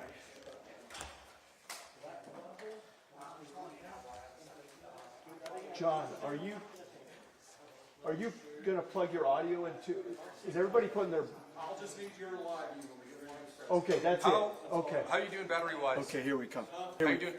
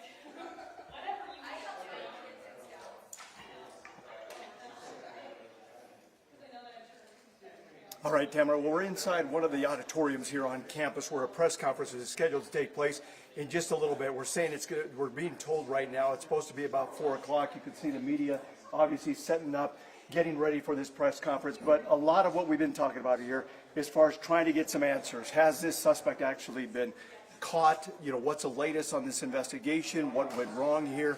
Those kind of answers we're hoping to be able to get here shortly. It's going to be pretty much a who's who here in Utah, all the leaders. We're going to have the governor here is what I'm being told. We're going to have the FBI here. We're going to have the Department of Public Safety top brass here also. So there's going to be a lot of different people that are going to be here, the main players as far as knowing what's going on in this investigation. As we've been hearing all along, this is just devastating as to what happened here at UVU. Obviously, this is a campus that has been safe for the most part as far as any kind of activity like this or a shooting like this or anything that where they have political people come here all the time. And so this is not unusual to be able to have different events, different things taking place on this campus, and then to have something like this, everybody is just in shock here. So again, we're hoping to be able to have this press conference here at 4 o'clock inside of this auditorium here, and hopefully be able to get some of those answers. But I'm being told from the FBI and also from the governor's office and also from the Department of Public Safety, all of those people are expected to be here. It's just a matter of trying to get some of those individuals here. You saw some of the traffic outside. You saw where Mike Hedrick is at and Alex Cabrera and some of the others there with all those police activities outside the campus there. It's a full house when it comes to police agencies and the number of officers here, the number of SWAT. We've been seeing, we showed you just a short time ago, we saw some of these SWAT members running, going in a different direction, racing down the street. We see them carrying all their gear as far as, you know, their rifles and everything else like that. And so, you know, there's a little bit of that. So we're hoping to be able to get some of those answers maybe as to what happened there or why were officers rushing to get to a certain location or why were they off to that or that location. But again, these officers combing the entire campus, we've been seeing that all along. We've been seeing officers and SWAT team members going basically from building to building, going inside, clearing them. Even for us to be able to get into this building, we had to go through security to be able to be here. And so they're very tight right now. All the doors are locked here on campus. Everybody, it's pretty much shut down for the most part. But again, a press conference expected to take place here in the next 20 minutes or so just behind me. And we'll, of course, bring that live to you as soon as we have that. And we're hoping to be able to find some of these answers. The scary thing out there, of course, on everybody's mind, if the shooter has still not been caught, where is he? Is he still on campus here or is he off somewhere else? Did he take off, flee the scene? Could it be another location? And so there's still a lot of weariness here and a lot of people just on edge in regards to, you know, what happened and then also what could happen if the shooter is still here on campus. We'll send it back to you guys, but again, we'll come live out here as soon as this press conference happens.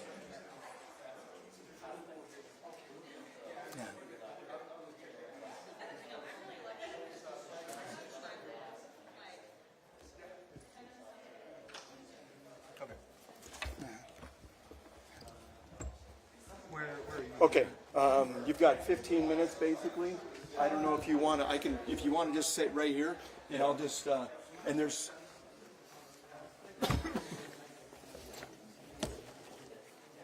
Let's see. And then, do you want to give that to John?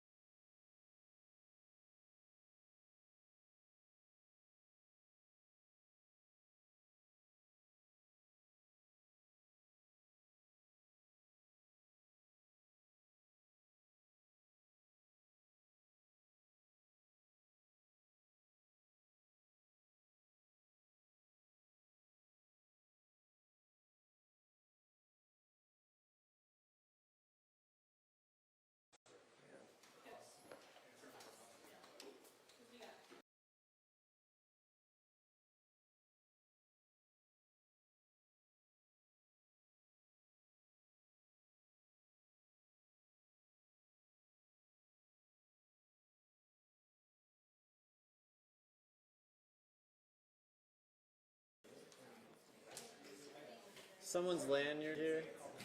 Okay, I'm gonna undo it.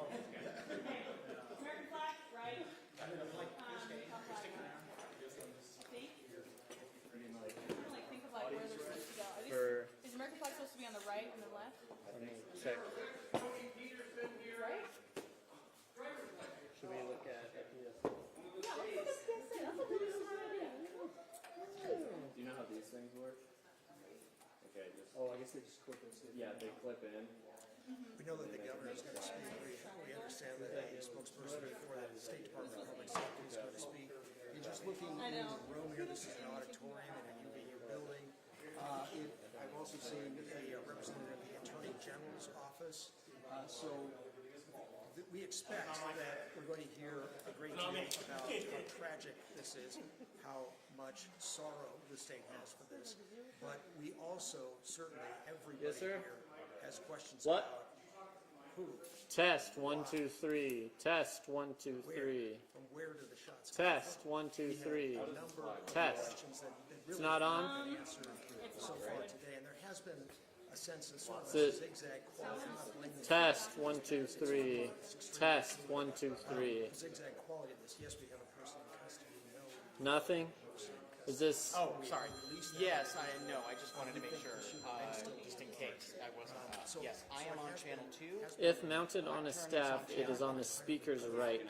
So if we can clear up some of Speakers. those issues, if we Speaker's right. Yeah. ask a few more questions about Governor, what is being done from the states This lanyard is going beneath for whoever's this is. have been committed to this. Okay, we're What going to bring them answers does the state at least a need foot to have? this way. How soon can we get those? Test 1 2 3.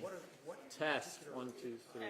What particular efforts are being Test 1 2 3. Okay. Test 1 2 3. If we can match kind of the diagonal of any the of state the flag surrounding a circumstances little bit, about that centered on the individual? same plane.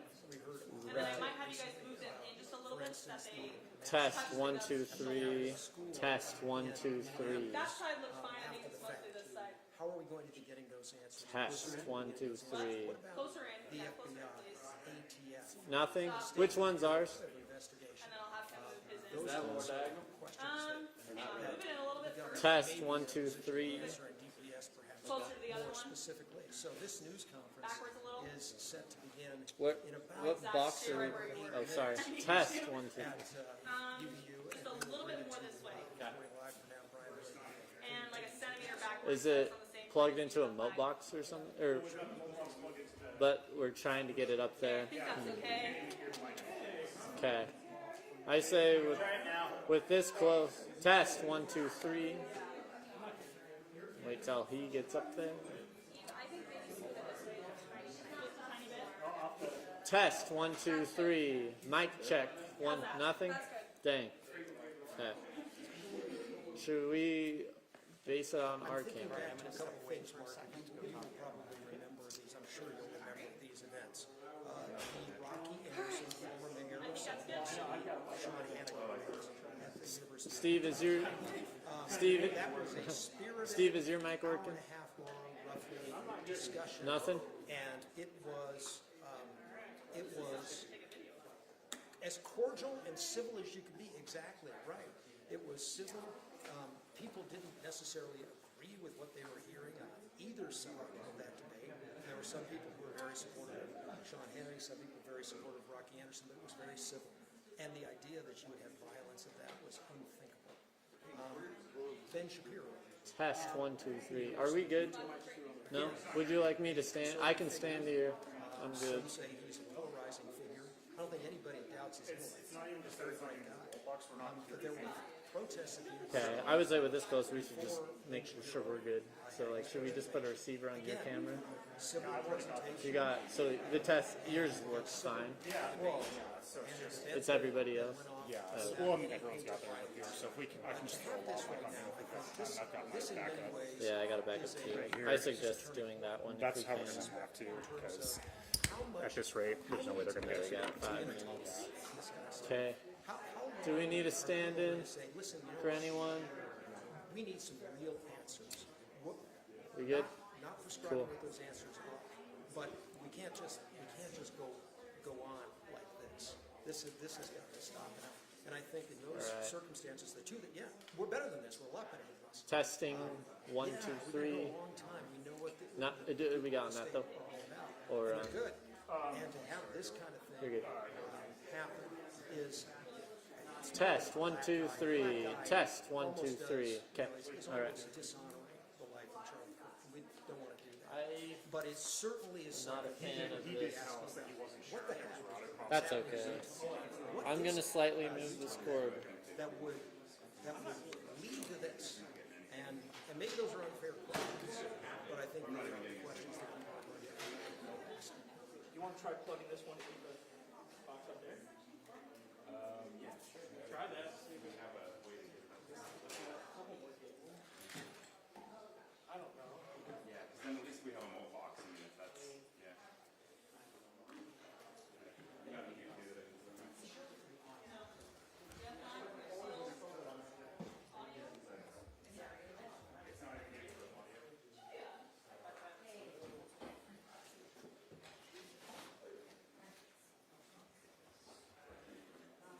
Not as of yet, still approximately 4 p.m.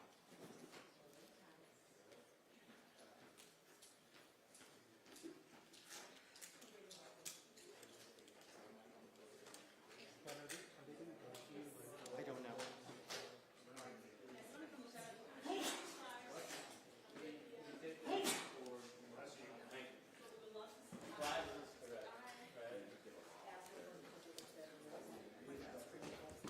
Yeah, let me know what you think. Julia, are we still ETA 4 p.m.? Actually, now that I look at the time, Nate, slide. maybe 5 to 10 minutes backwards. I had a feeling. How are the flags? Do the flags look okay? You guys did a good job. Okay, great. Thank you. Test 1, 2.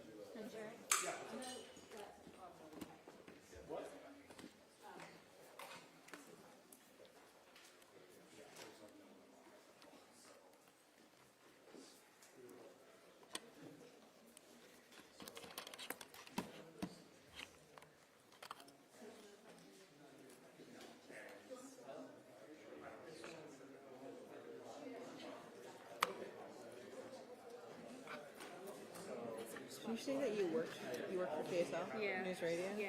I did too. Did you? Yeah. What's your name? I'm Sage Miller. Nice to meet you. Nice to meet you. What's your name again? Heather Peterson. Heather. Nice to meet you. There's no more box. Oh, okay, so they're just leaving. Yeah, we're just, yeah. All right.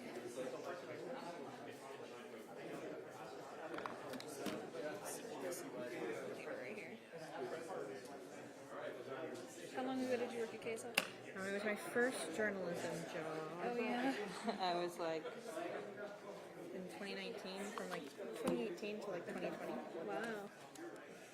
And then I went to the Trib and then KUER, and now I work for NPR. Cool. Very cool. Yeah, it's fun. I've only been there about a year and a half, so don't.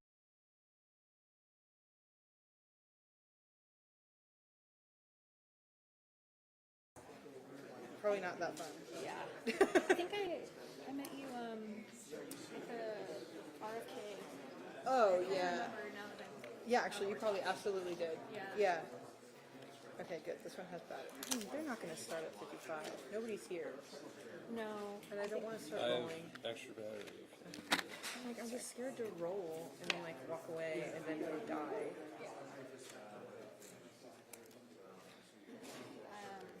That lady who looks like an official, university official, said that they'd be a couple minutes. So I'm going to let it be.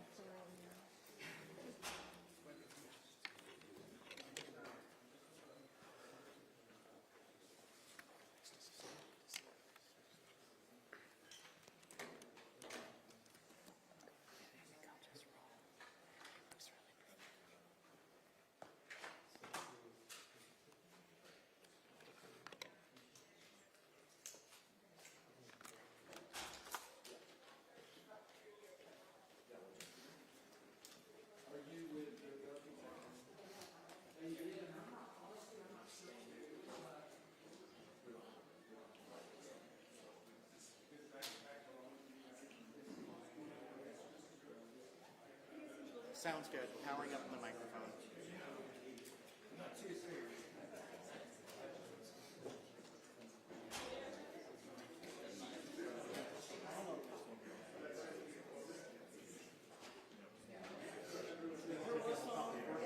Yeah, it sounds like it.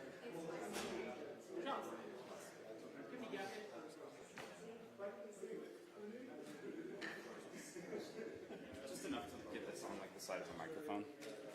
actually, hold on. Let me just see if I can get it right here.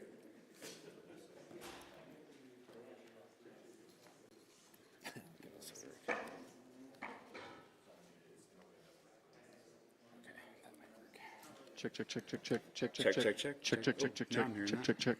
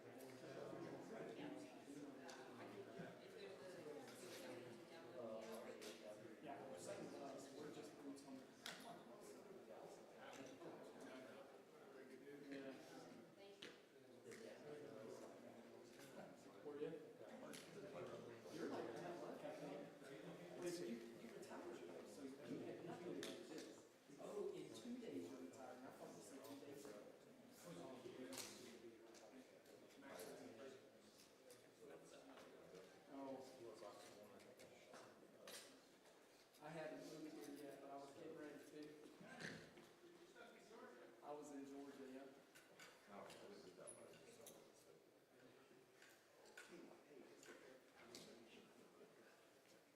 Okay.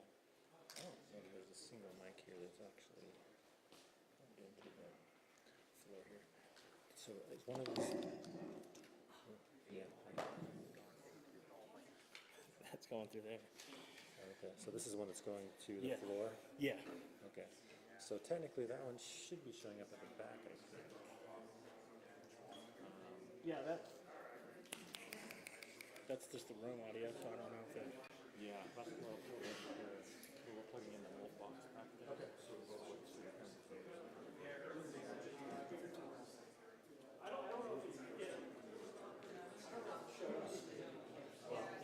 Check, check, check.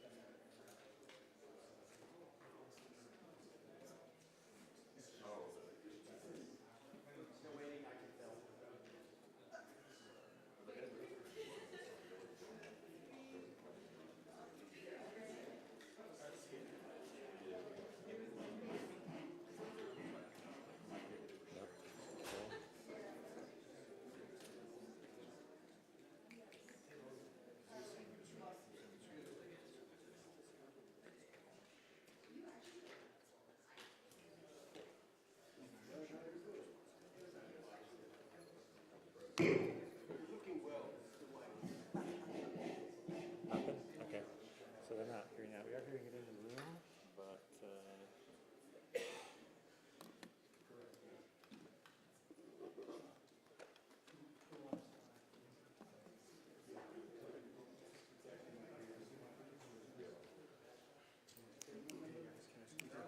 Thanks, man.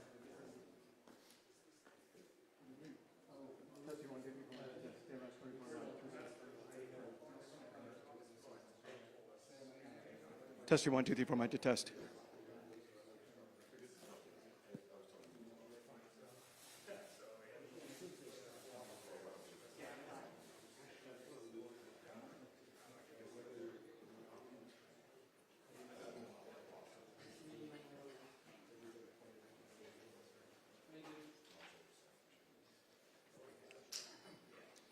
Well, we are waiting this news conference that is expected to begin very shortly. You can see, of course, flags.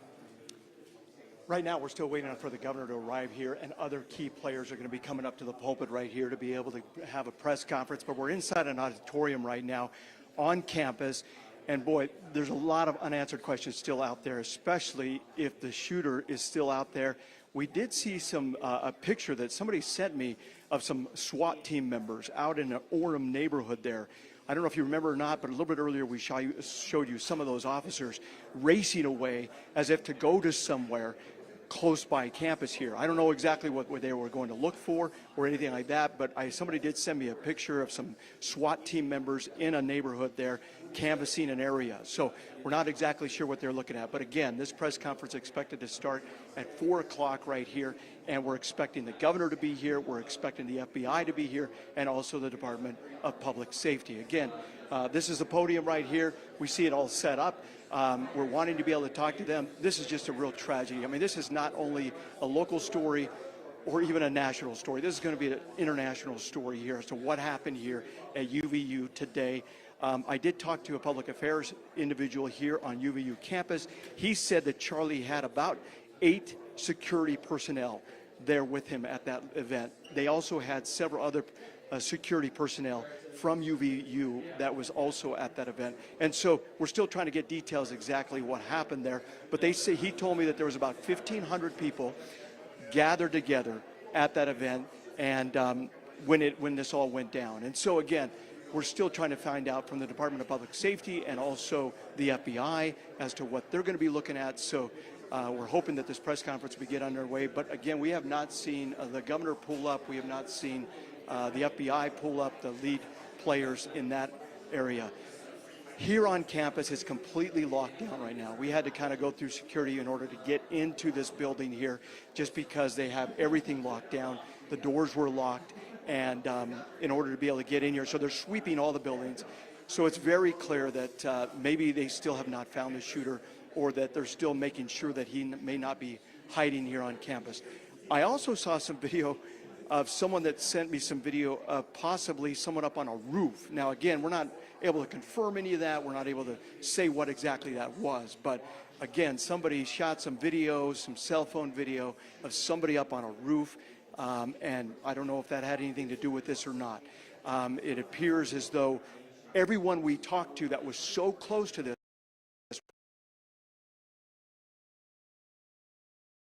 I couldn't interview anybody or find anybody that actually saw the gunman. And so there's a lot of questions there as to where he or she may have been when those shots were fired. But everybody telling me they heard one shot, and then that's when Charlie went down. And so again, still trying to find out a lot of questions here that we're still trying to get to the bottom of, but we'll keep you posted as soon as we know any more, and as soon as the governor conference. Back to you guys in the studio.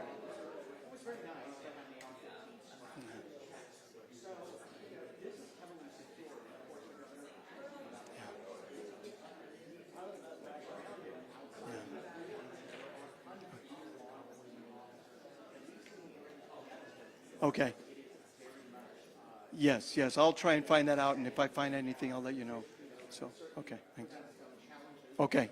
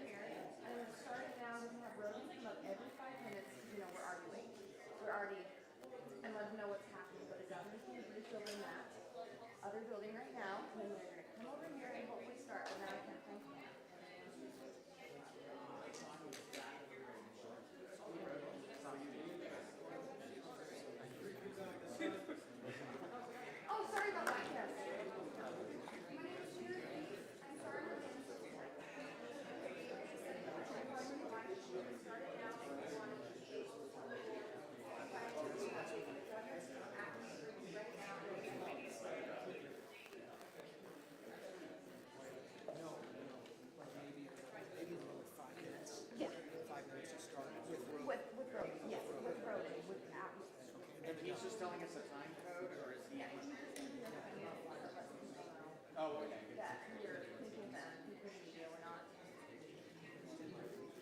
And then, he is a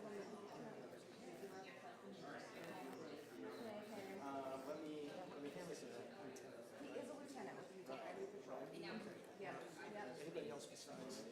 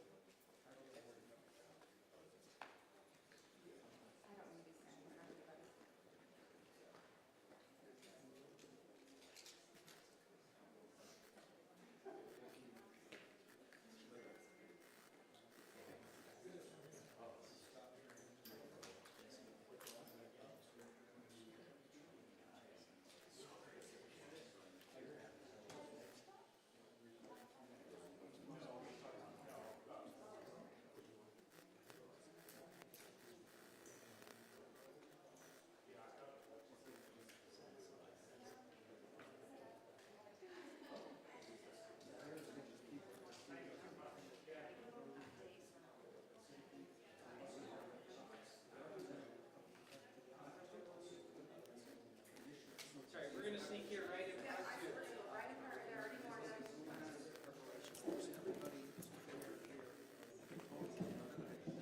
Okay, got it. Okay. But the microphone is in a weird place to actually hear it. So, okay, but I think we're good. He'll have to change the level there.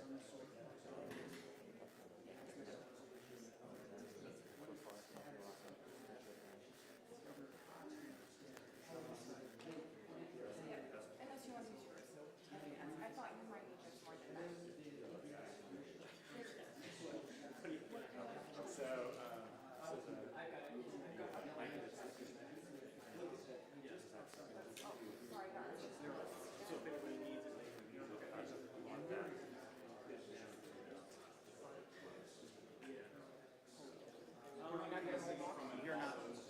You're not starting on yours. Not yet. No, we're just getting our slide to that. Just so I'm clear.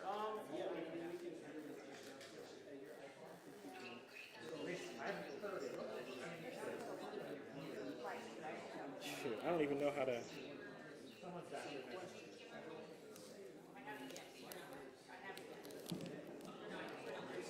I mean, we can just. Even that's probably good. Yeah. Okay.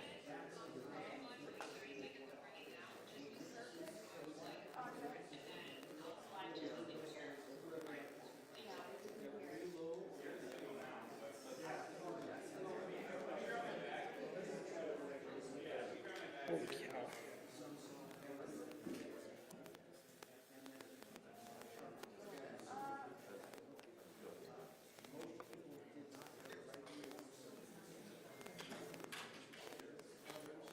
Are you good? Okay, the audio level. Good. 1, 2, 3. Okay. Test 1, 2, 3, 4, 5. Test. Test 1, 2, 3, 4, 5. Good. We still have a little bit. Nothing quite yet. So just getting our live stream set up. Look at me standing here. I like the seal showing, but you tell me if the angle, what you think of the angle. Okay. I like the seal. Test, test, test, test. Do they want any water? Do you want? Yeah, might as well bring a few in. Yeah. Just put it back. Yes, and I'll let them know. Perfect. So, as I mentioned, we are going to go actively live. Lieutenant Roden, we're going to start our live, and he's going to give an update every 5 minutes until the actual press conference starts. Also, if you guys need a water, our UVU hosts are kind, and they have brought some because I know it's hot and we're all in one room together.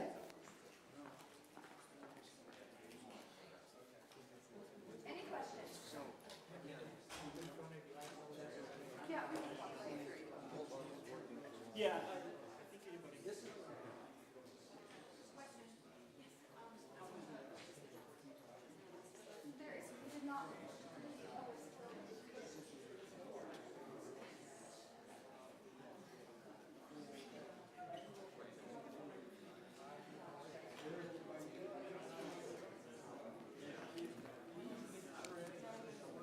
Mic check, mic check, mic check. Touching the mic check. Mic. There's audio.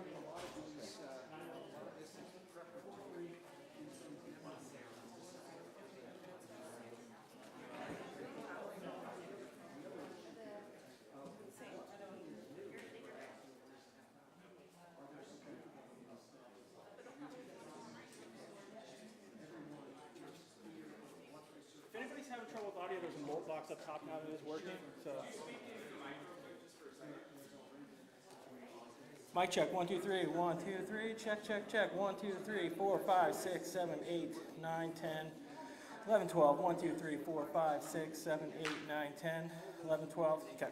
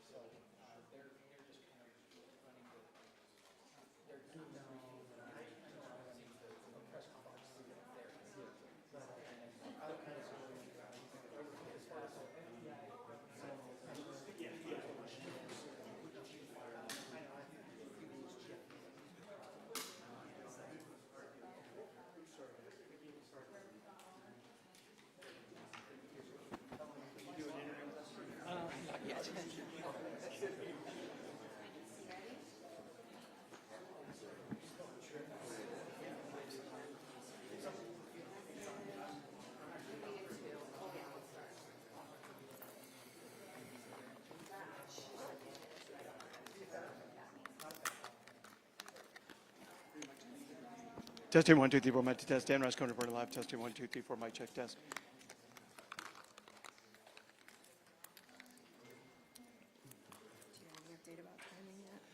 Okay. They're doing they said that Rodin will be speaking apparently like 8 minutes, but they're lecturing at the end right now. Still don't have time, right? So it'll be like. Quiet, I get nervous and I'm like, don't let turn it on.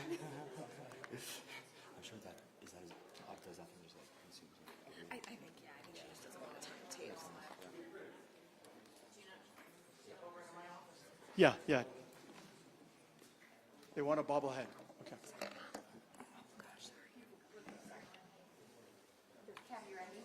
Yeah. Not starting. They are wrapping up their command briefing now. We should have about 2 minutes before they finish that, and then it'll be about a 5-minute walk over here. So about 7 minutes out. maybe slightly more. Okay, now you can tell that's the live, okay? Okay. 3, 2, We should be beginning our briefing on the UVU incident here shortly. That should begin in about 5 to 10 minutes. We're just waiting for individuals involved in this to work their way over to our briefing location. Sorry, say that again, Tasia. Test one thing, my test. Okay. Are you coming to me next? Okay. Can you see me okay, John, or do we need to move over?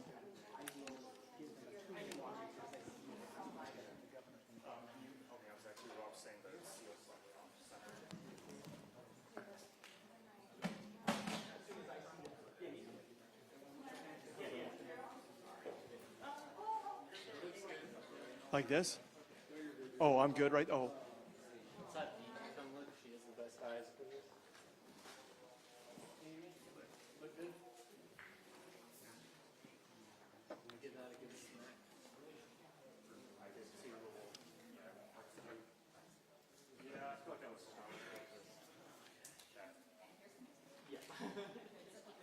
Great. Was your shot good? I'll stand up.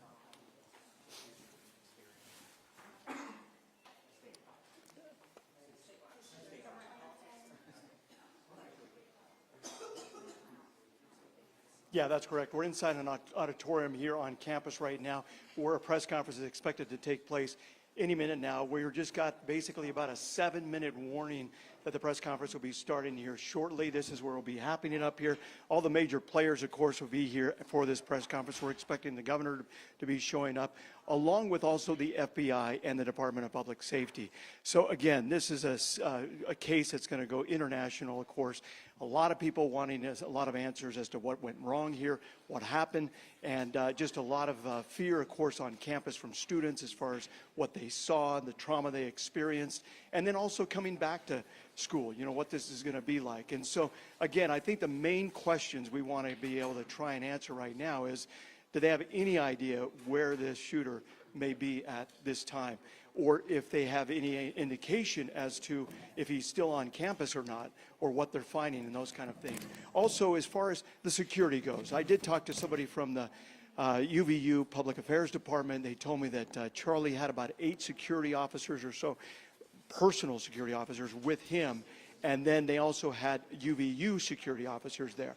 And so what exactly, you know, obviously from the video that we see of what happened there, they weren't standing necessarily right next to him there, but he was open enough to where somebody could shoot and fire those gunshots. Now, where that gunfire came from is the other big question. Everyone we've been talking to here, nobody seems to have seen an actual gunman or somebody that actually fired that gun and where that shot came from. All they say is that they heard that gunshot go off and then they saw Charlie drop. So again, we're getting video, as you guys have been mentioning there at the station and other things. We're starting to see video merge in of people showing somebody possibly up on the roof or somebody in another location. And so, again, that's all speculation right now, but those are videos that police are going to be looking at. We're hoping to be able to get some answers to from FBI. And again, we're hoping probably within the next 5 minutes or so that this press conference will be starting. We do start to see some people starting to file in here, and so we might be getting something here pretty soon as to when this may start. But we'll go ahead and get it back to you guys, and of course, as soon as this takes place, we'll take it live here, and hopefully we can be able to get some of these answers. Back to you guys. Yeah.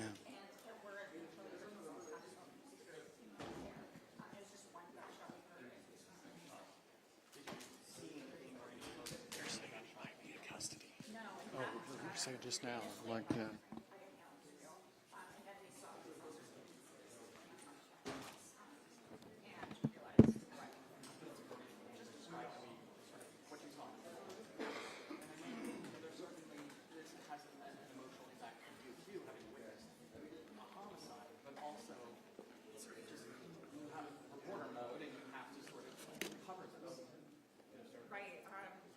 Okay. If we can have you get ready for the press conference, we're going to be starting.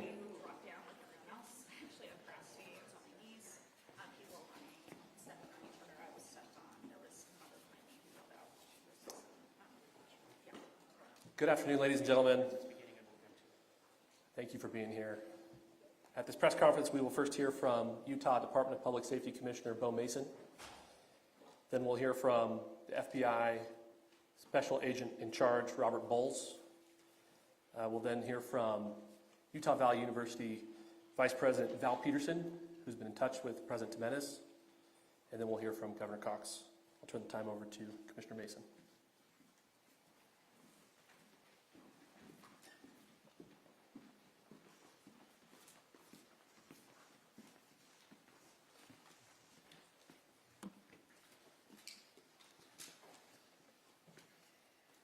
Hello, everyone. I'm Bo Mason, Commissioner for the Utah Department.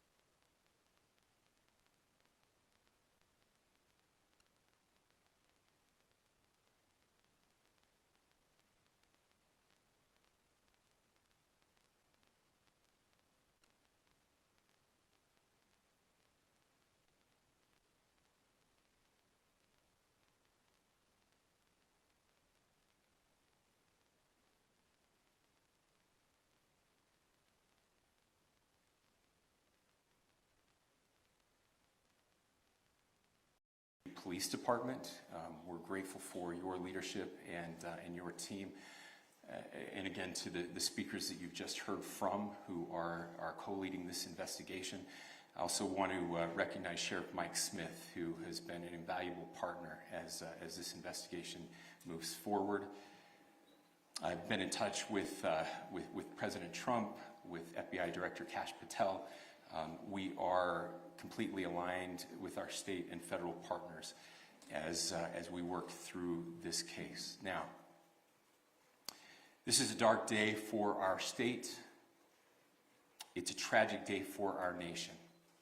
And I want to be very clear that this is a political assassination.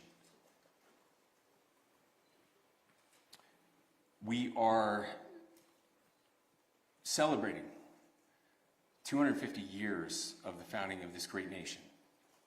That founding document, the Declaration of Independence,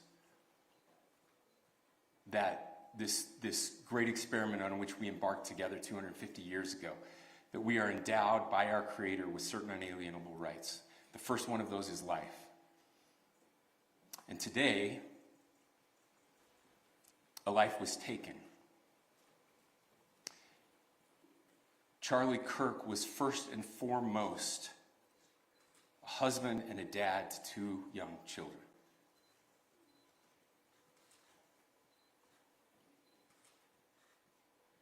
He was also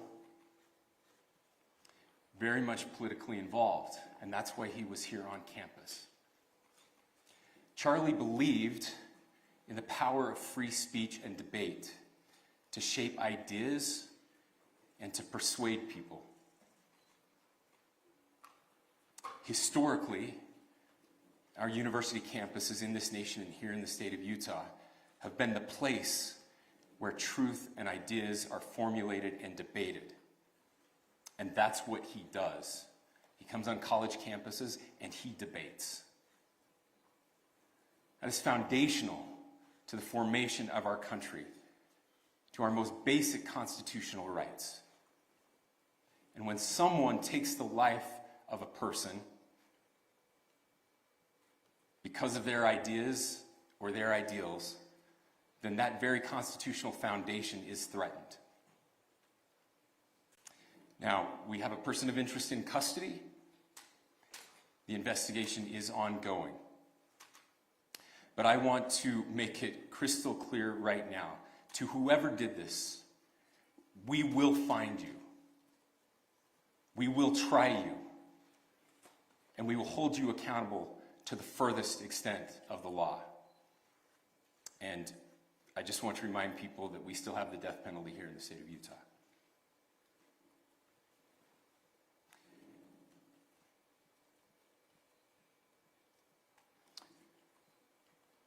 Our nation is broken. We've had political assassinations recently in Minnesota. We had an attempted assassination on the governor of Pennsylvania. And we had an attempted assassination on a presidential candidate and former president of the United States, and now current president of the United States. Nothing I say can unite us as a country. Nothing I can say right now can fix what is broken. Nothing I can say can bring back Charlie Kirk. Our hearts are broken. We mourn with his wife, his children, his family, his friends. We mourn as a nation. If anyone in the sound of my voice celebrated even a little bit at the news of this shooting, I would beg you to look in the mirror and to see if you can find a better angel in there somewhere. I don't care what his politics are. I care that he was an American. We desperately need our country. We desperately need leaders in our country. But more than the leaders, we just need every single person in this country to think about where we are and where we want to be. to ask ourselves, is this it? Is this what 250 years has wrought on us? I pray that that's not the case. I pray that those who hated what Charlie Kirk stood for will put down their social media and their pens and pray family, and that all of us will try to find a way to stop hating our fellow Americans. With that, we're happy to take a few questions. The FBI director is posting that a suspect is in custody. I would just like clarification. Do you or do you not have a suspected shooter in custody? We have a person of interest in custody that is being interviewed right now. That is not George Zinn. That is not George Zinn. That is correct. Are you still searching or looking for another shooter or anybody else related to this? Yes, we are actively looking for anyone and everyone who has any possible information relating to this shooting. Can you tell us details about the suspect being taken into custody? Where? How long ago? We cannot at this point, but we will get you that information when we can. Is there believed to be a second individual involved in the shooting? At this point, there is no information that would lead us to believe that there is a second person involved. Can you guys talk to the possible shooting?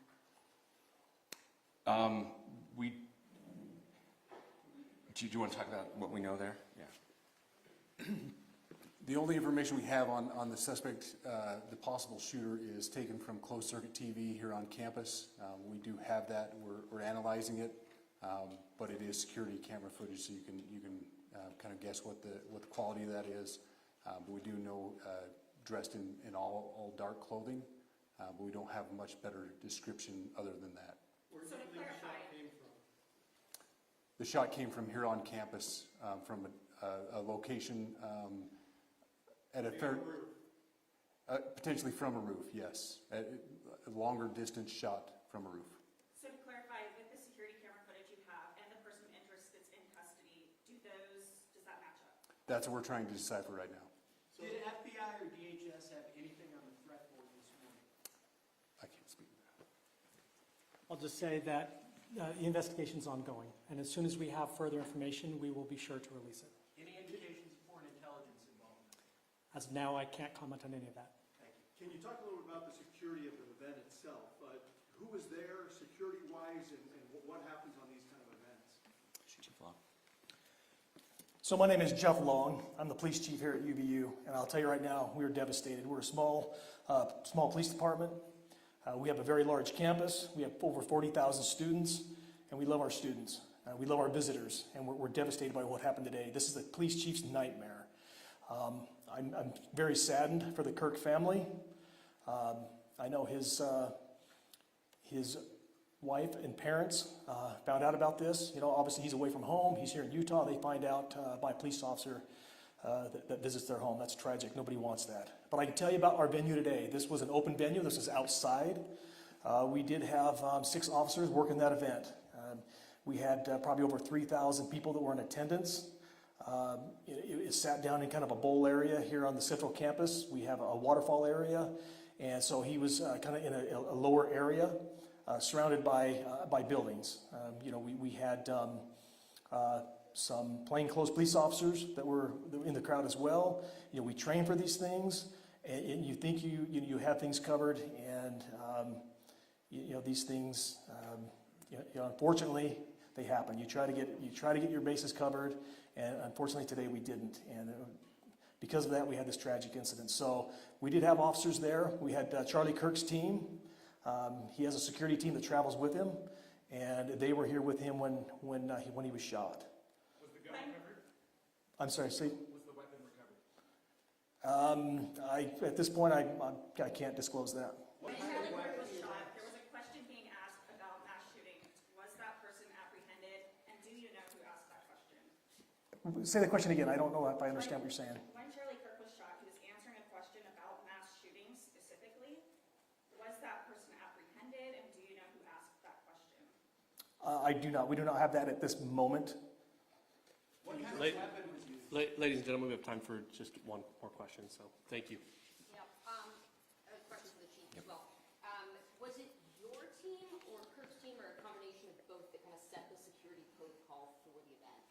So we work together. You know, he has his team, and they do this all over the country. We all know that. This is not uncommon for them. They're very comfortable on campuses, and I was coordinating with his lead security guy, and so yeah, we were working together. Was this a sharpshooter type shot? Ladies and gentlemen, those are all the questions that will be answered today. Again, thank you for covering this. We will be updating you as soon as we have additional information through normal channels, working with law enforcement. Again, our deepest condolences to the Kirk family and to the students who were there today. I would just ask everyone everywhere to please pray for their family and to pray for our country. We need it now more than ever. Thank you.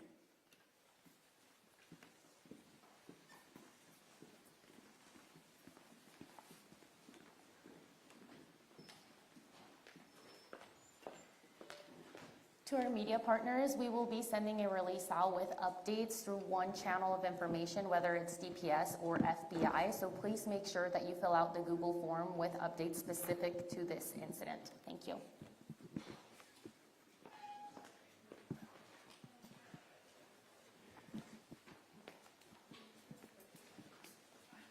Yeah.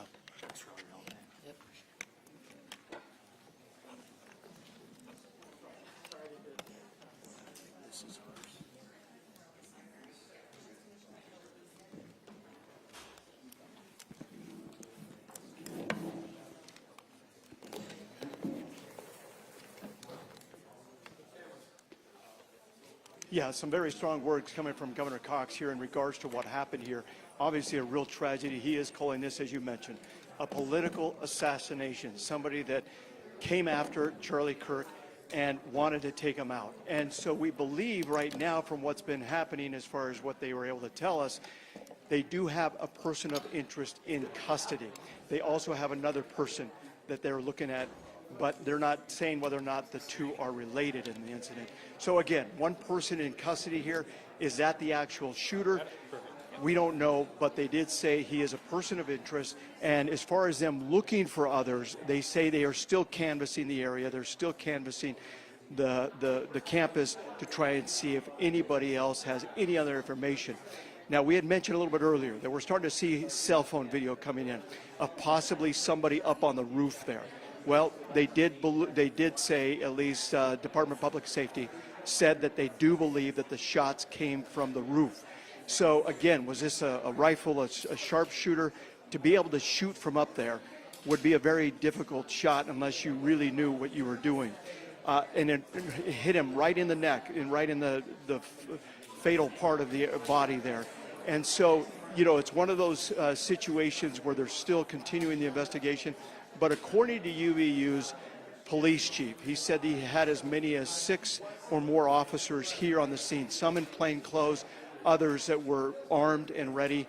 He said they were doing the best they can to be able to control the crowd. He said they probably had as many as up to 3,000 people or so in regards to being out here. It was an open event, so it was out in the open, so people could have been anywhere. There wasn't like people had to go and check in bags or anything like that. So people could have been coming somewhere on campus and carrying a weapon or something like that, and maybe they would have not known it because it wasn't like they had to go through metal detectors or anything like that. So again, we just wrapped up a press conference right now. It was very quick. They didn't answer a lot of questions. They said the investigation is ongoing, but when it comes to the actual shooter, the person who took Charlie Kirk out, they say they have a person of interest right now. They're not saying, yes, we have the gunman, we're not looking for anybody else. They also have another person that they've taken into custody that was initially arrested, and now he's being charged possibly with obstruction of justice. And then they also have basically a lot of video coming in. They've got a lot of witnesses. They have people, as you heard on our station right here, as we interviewed witnesses, people that were just feet away from this shooting.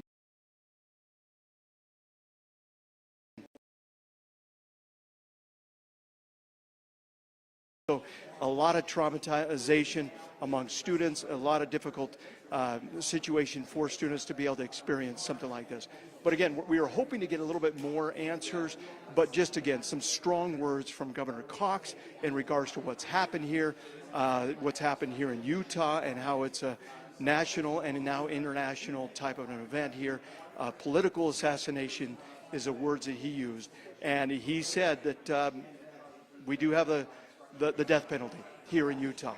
And whether or not that's a sign that they're going to try and seek that is one thing. But again, his condolences went out to the family and of Charlie Kirk, and just a real devastating situation for everybody involved. But again, that's kind of a wrap up of what happened here in this press conference. Still a lot of unanswered questions out there. Unfortunately, it would be nice if we were able to hear they've got the shooter in custody. They kind of know what happened here, who it was, and that they were done looking for people. But again, police are still out there, out and about, canvassing this campus and also neighborhoods, looking for this shooter, or looking to see if there's anybody else that may be connected to something like this. I'll send it back to you guys.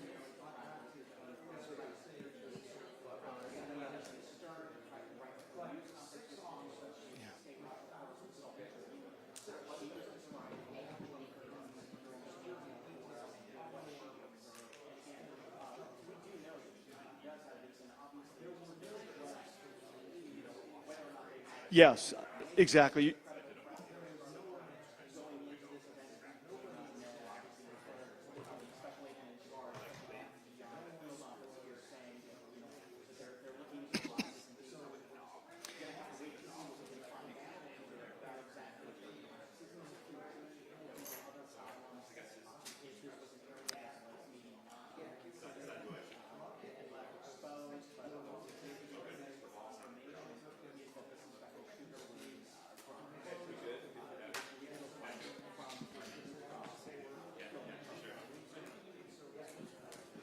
You know, it would make sense in regards to somebody possibly being up on the roof there. Sorry, I'm not sure if I'm on or not, but it would make, yeah, I was just going to say, it would make sense possibly for somebody to be up on the roof there. The only reason why I say that is because we interviewed dozens of students here. You heard students from with Daniel Woodruff, you heard them with Andrew Adams, you heard them with Alex Cabrera, everybody. And nobody saw a shooter. Out of all those students, I mean, these are kids that were like right there at the event. They were feet away from it happening. All they heard was a gunshot, and then they saw Charlie Kirk drop. Nobody ever saw a shooter, which is very unusual. So that shot would have had to have come from some other location that was maybe a little bit further away, a little bit more outside. And that's something that Governor Cox talked a lot about too, as far as the attempted assassinations or of other political figures. And he mentioned obviously President Trump and what happened there. And so, this is a really sad, unfortunate situation that is happening with some of the political climate right here, not only in our nation, but across the world in that respect. I'll send it back to you guys.